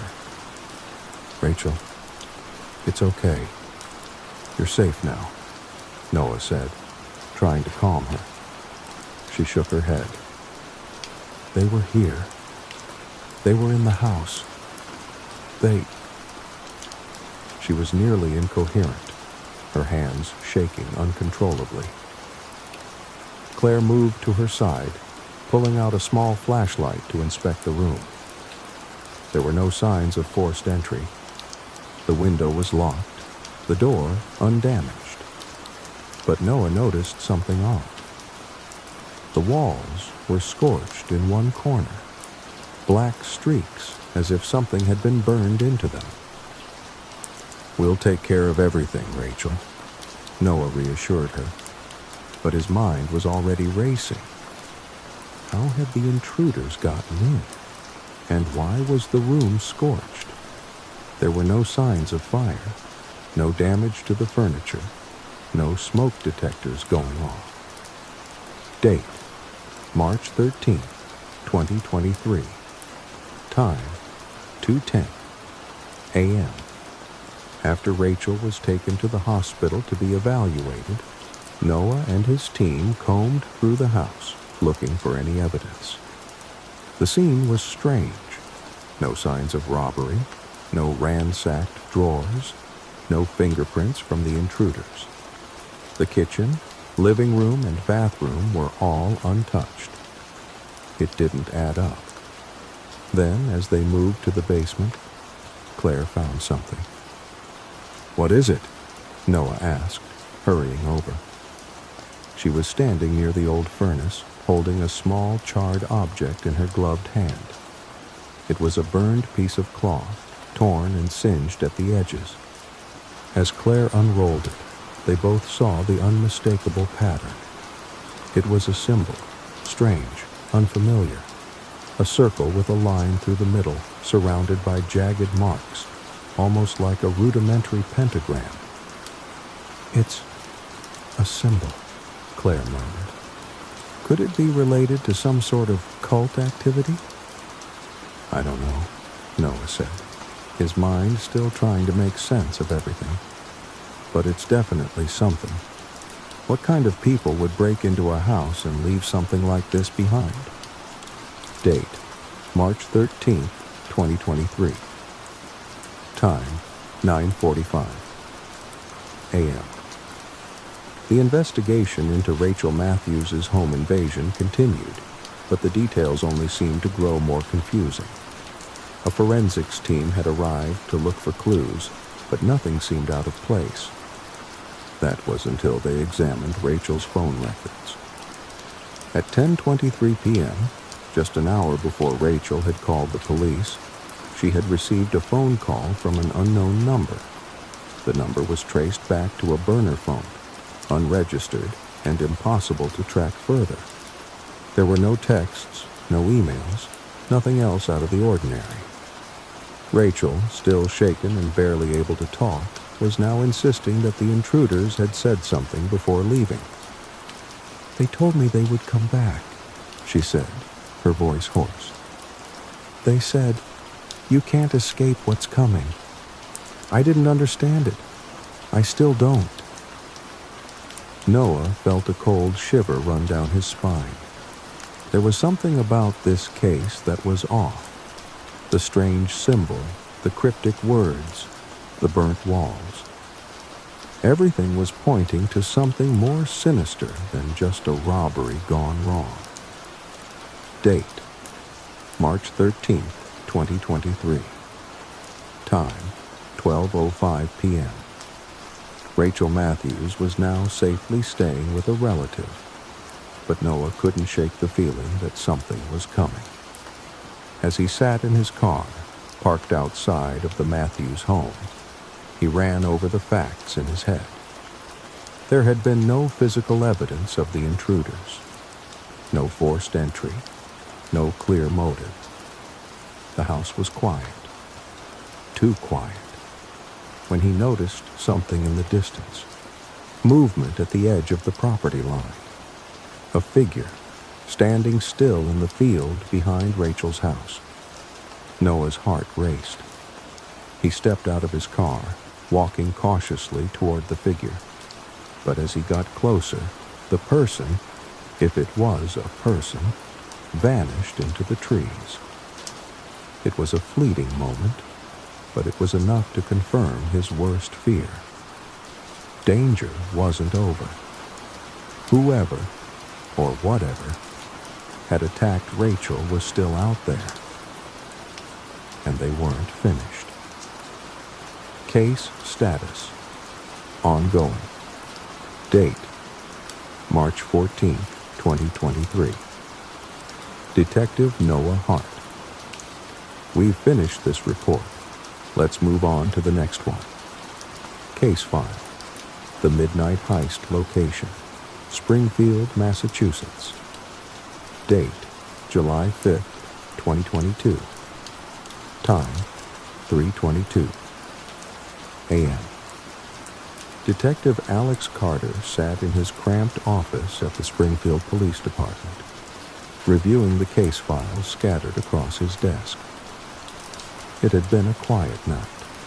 Too quiet, he thought, as the weight of the unremarkable hours hung in the air. But all of that changed with the phone call. Detective Carter, we've got a robbery in progress at 2366 Jefferson Street, said the dispatcher. Caller says the thieves are inside the house, but no sign of forced entry. And, it's a little strange. The caller heard something weird, like whispers, before the burglars took off. Alex quickly grabbed his jacket, throwing it on over his shirt. Strange? What do you mean, strange? He asked, his pulse picking up at the words. The dispatcher hesitated. Caller says there's no sign of a break-in, but, something's off. The family heard whispers. They think it might be haunted? Haunted? Alex repeated, shaking his head. Just give me the details. I'll figure it out. He hung up, grabbed his keys, and was out the door. Date, July 5th, 2022. Time, 3:46 a.m. Alex arrived at the house on Jefferson Street. It was a 2-story colonial home situated in a quiet neighborhood just off of Main Street. The front porch light was flickering, casting an eerie glow over the yard, and there was an unsettling stillness in the air. His cruiser's headlights swept over the front of the house, illuminating the neatly manicured lawn and the flower beds. He approached the front door, where Officer Sarah Green was waiting. Her face was pale, her hands clenched in front of her. She had been the first officer on scene, and it was clear she wasn't sure what she had walked into. "Detective," she said, voice low, "you're not going to believe this." Alex raised an eyebrow. "What's going on?" "The homeowners, the wards, they're shaken up, but there's no sign of a break-in. No damage to the windows, the doors, nothing. But they swear they heard whispers, voices, right before they noticed the missing items." "Whispers?" Alex repeated, glancing over at the house. "What did they say?" Sarah looked at him, her expression tense. "That's the weird part. They said the voices weren't human." Date, July 5th, 2022. Time, 3:58. Inside the Ward family's home, everything appeared normal, too normal. It was a well-kept house, the living room cozy with an assortment of family photos, a worn sofa, and the scent of vanilla candles in the air. Mrs. Ward, a middle-aged woman with blonde hair and weary eyes, was sitting at the kitchen table, clutching a cup of coffee as she spoke. "They came in through the back door," she said, voice trembling. "We didn't hear them, but we heard whispers, low, soft whispers. At first, I thought it was just my imagination, but then I saw the shadows moving, and then everything happened so fast. The man, he grabbed my jewelry box. It's gone, Detective. My grandmother's ring, everything." Her husband, John Ward, sat beside her, his face pale and tense. "I didn't hear the whispers at first," he said. "But then, when I looked toward the hallway, I saw someone, or something. It was standing there just watching us. I swear, I could feel its eyes on me." Alex looked at Sarah, who was standing by the door, watching them carefully. "Did you see what they looked like?" Alex asked. John shook his head. "No, not really. The figure, it was dark, almost like it blended with the shadows. But it was tall, and it felt wrong, like something wasn't right." "And then what happened?" Alex asked. "They took my jewelry, and the moment they left, it was like the whispers stopped," Mrs. Ward said, her voice growing quieter. "But we still felt it, Detective. It's like something's still here." Date: July 5th, 2022. Time: 4:30 a.m. The investigation into the Ward's robbery was far from ordinary. There were no signs of forced entry, nothing that pointed to a traditional break-in. The police officers searched the property, but the back door, which the Wards claimed had been used by the intruders, was locked. No fingerprints were found, no trace of the thieves except for the missing valuables. But something wasn't right.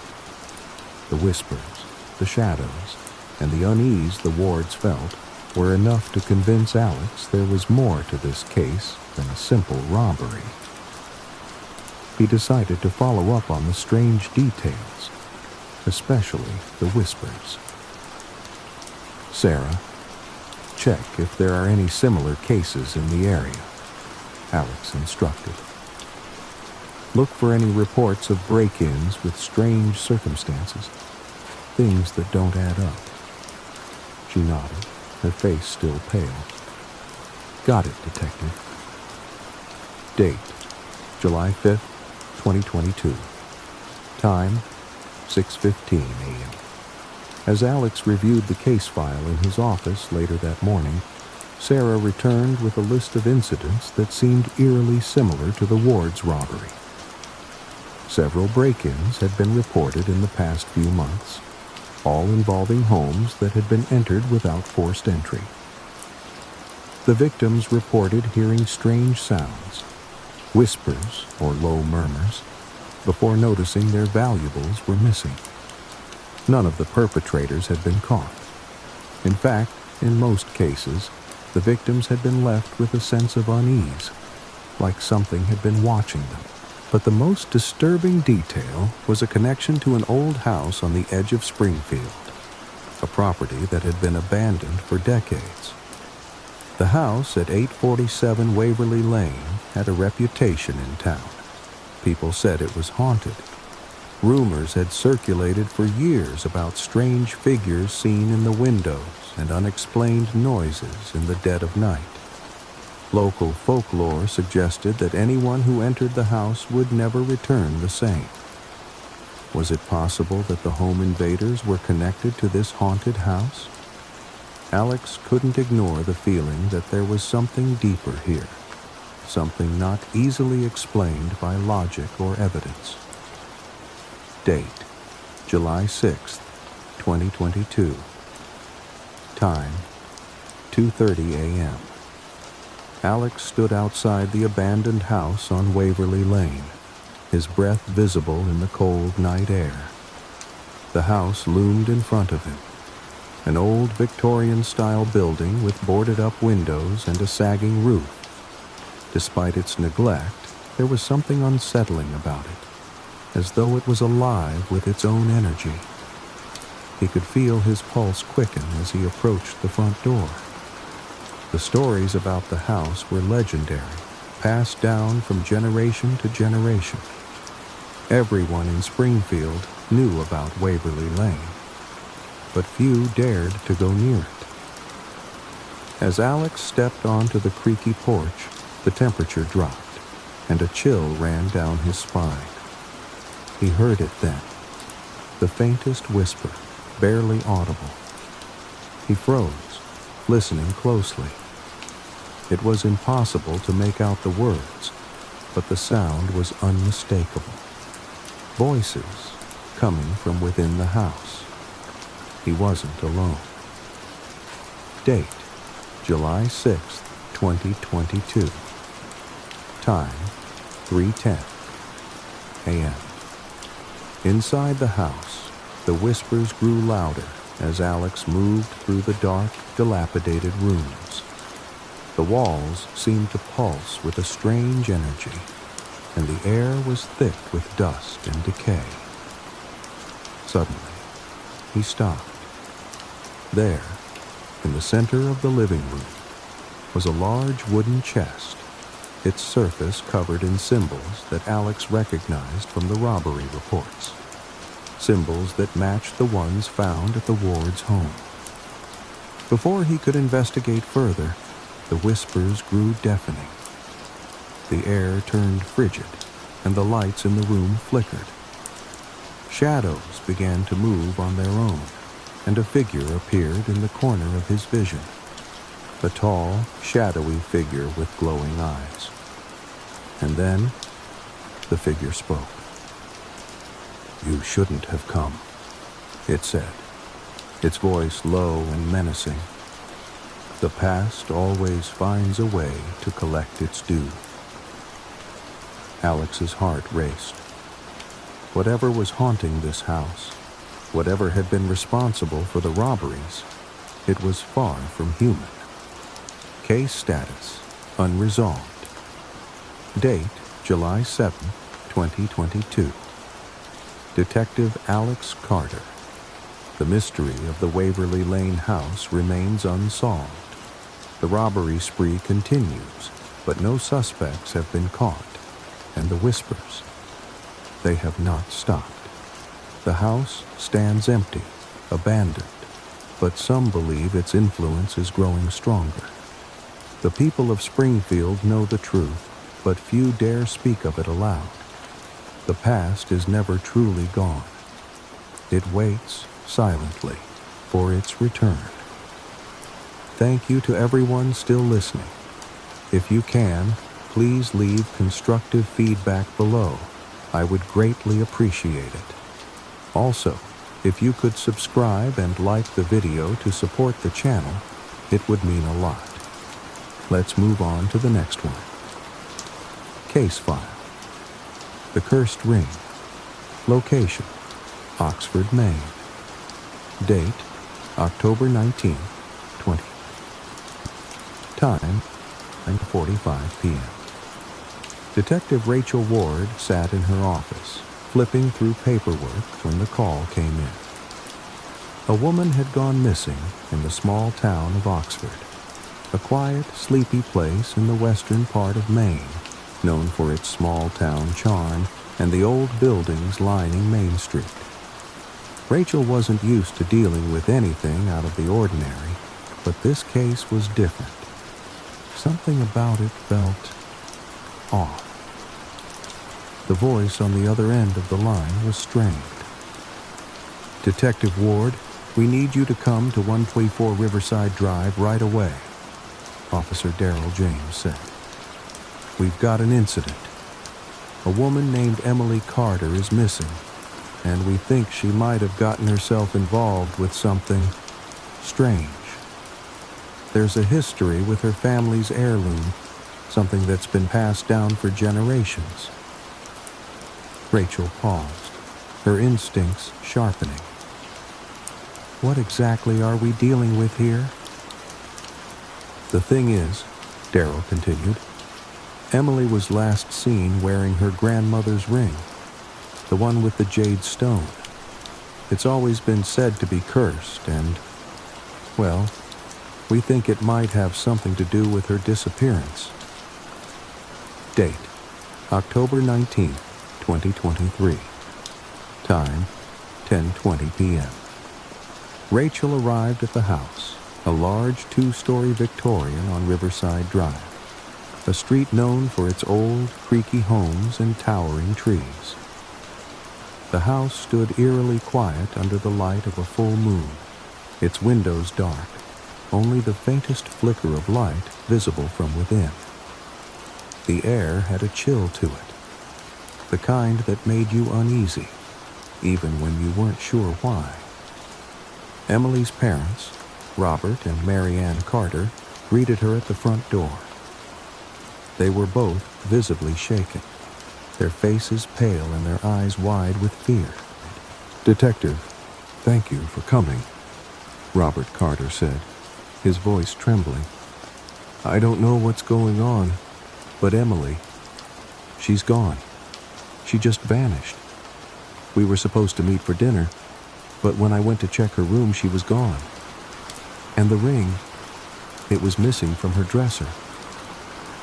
Rachel glanced around the house. The interior was cozy, decorated with family photos and mementos. But there was something unsettling about the place. The smell of incense, the odd arrangement of antique furniture, the way the house felt like it was holding its breath.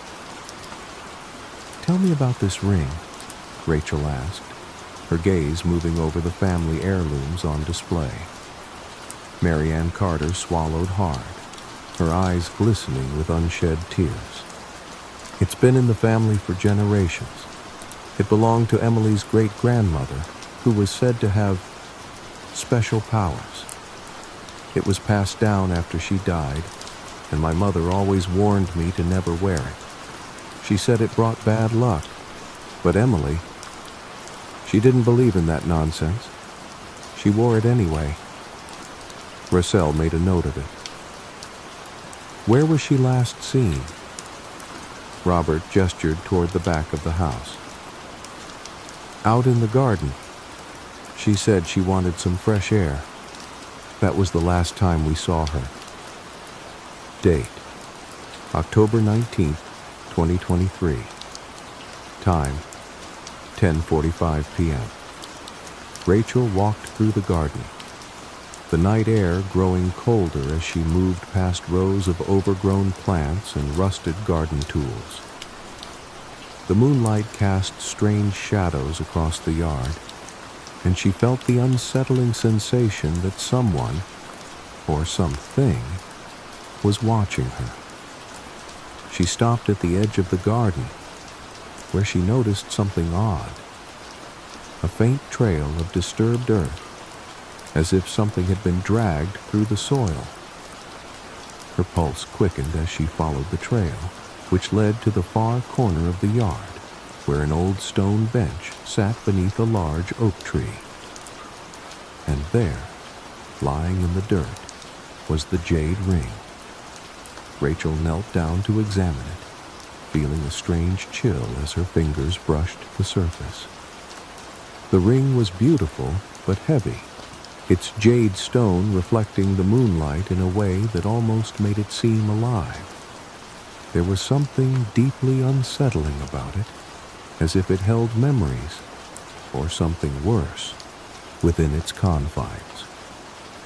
As she reached for it, her phone rang. "Detective, we've got something." Officer Darrell's voice crackled over the line. "We found Emily's car, parked near the old mill, just outside of town.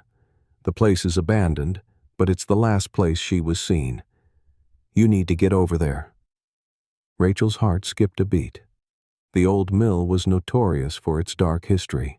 It had been abandoned for decades, and the stories surrounding it had only grown more sinister with time.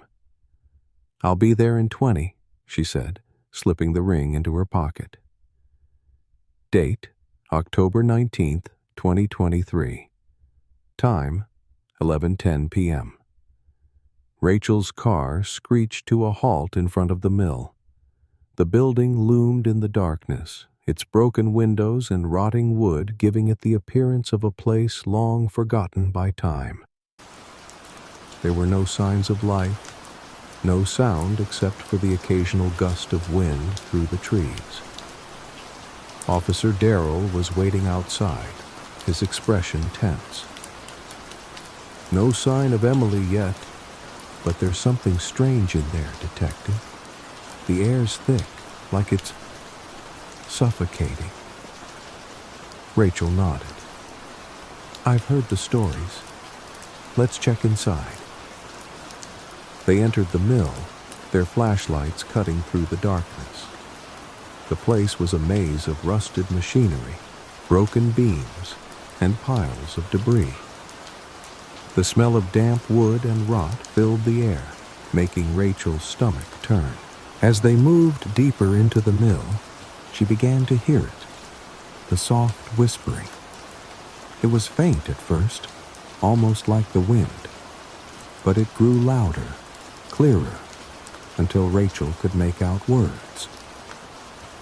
"Leave, before it's too late."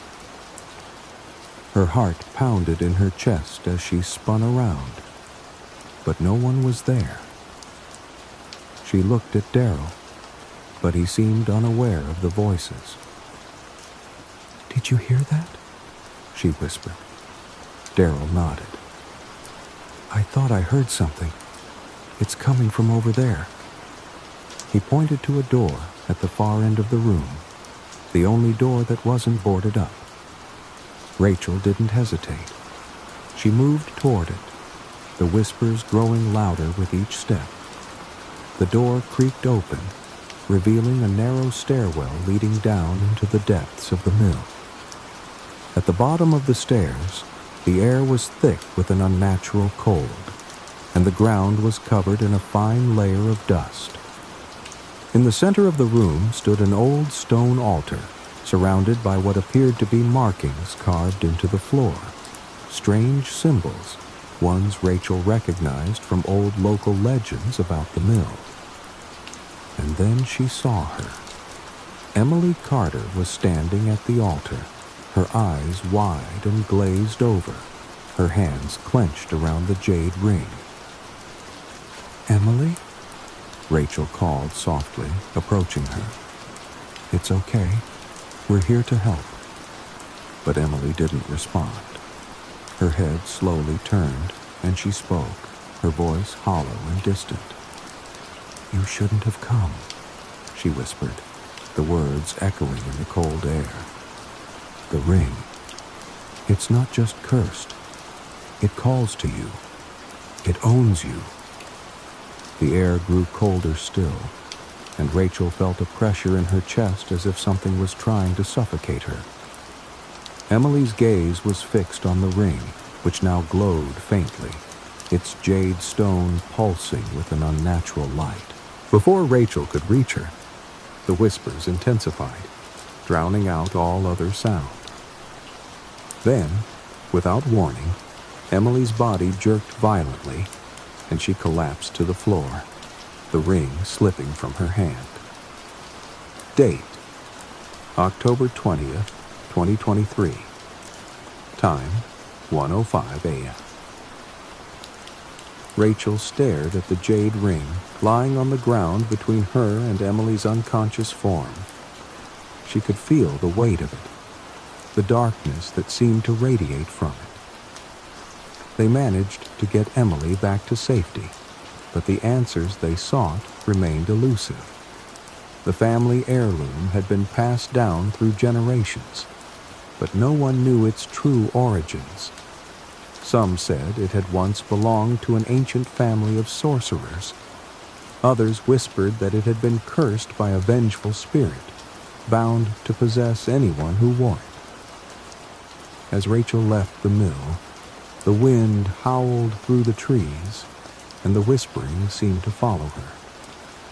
But she couldn't shake the feeling that the ring, whatever it was far from finished with Emily, or with anyone who dared to come near it.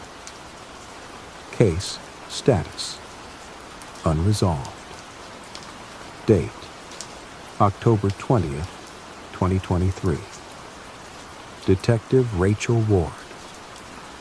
The investigation into Emily Carter's disappearance continues, but the cursed ring remains a mystery. Despite Emily's recovery, she's left with no memory of what happened in the mill. And as for the ring, it's been locked away, but rumors persist that its influence isn't gone.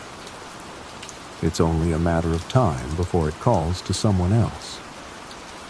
Thank you all for joining me tonight in another spine-chilling adventure here at Echoes of Fear.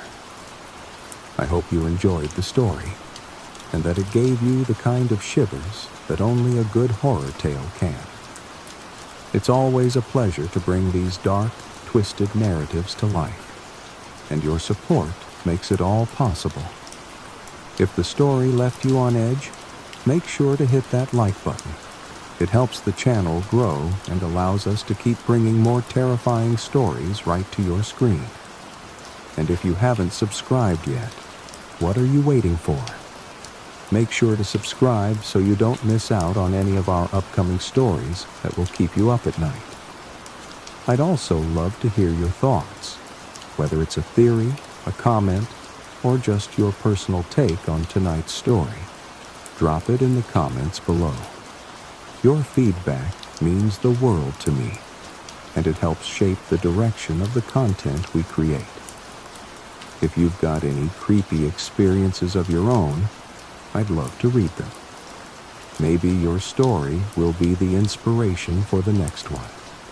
I truly appreciate every single one of you who's joined Echoes of Fear on this eerie journey. Your support, your engagement, and your shared love for the dark and mysterious world we explore together mean everything.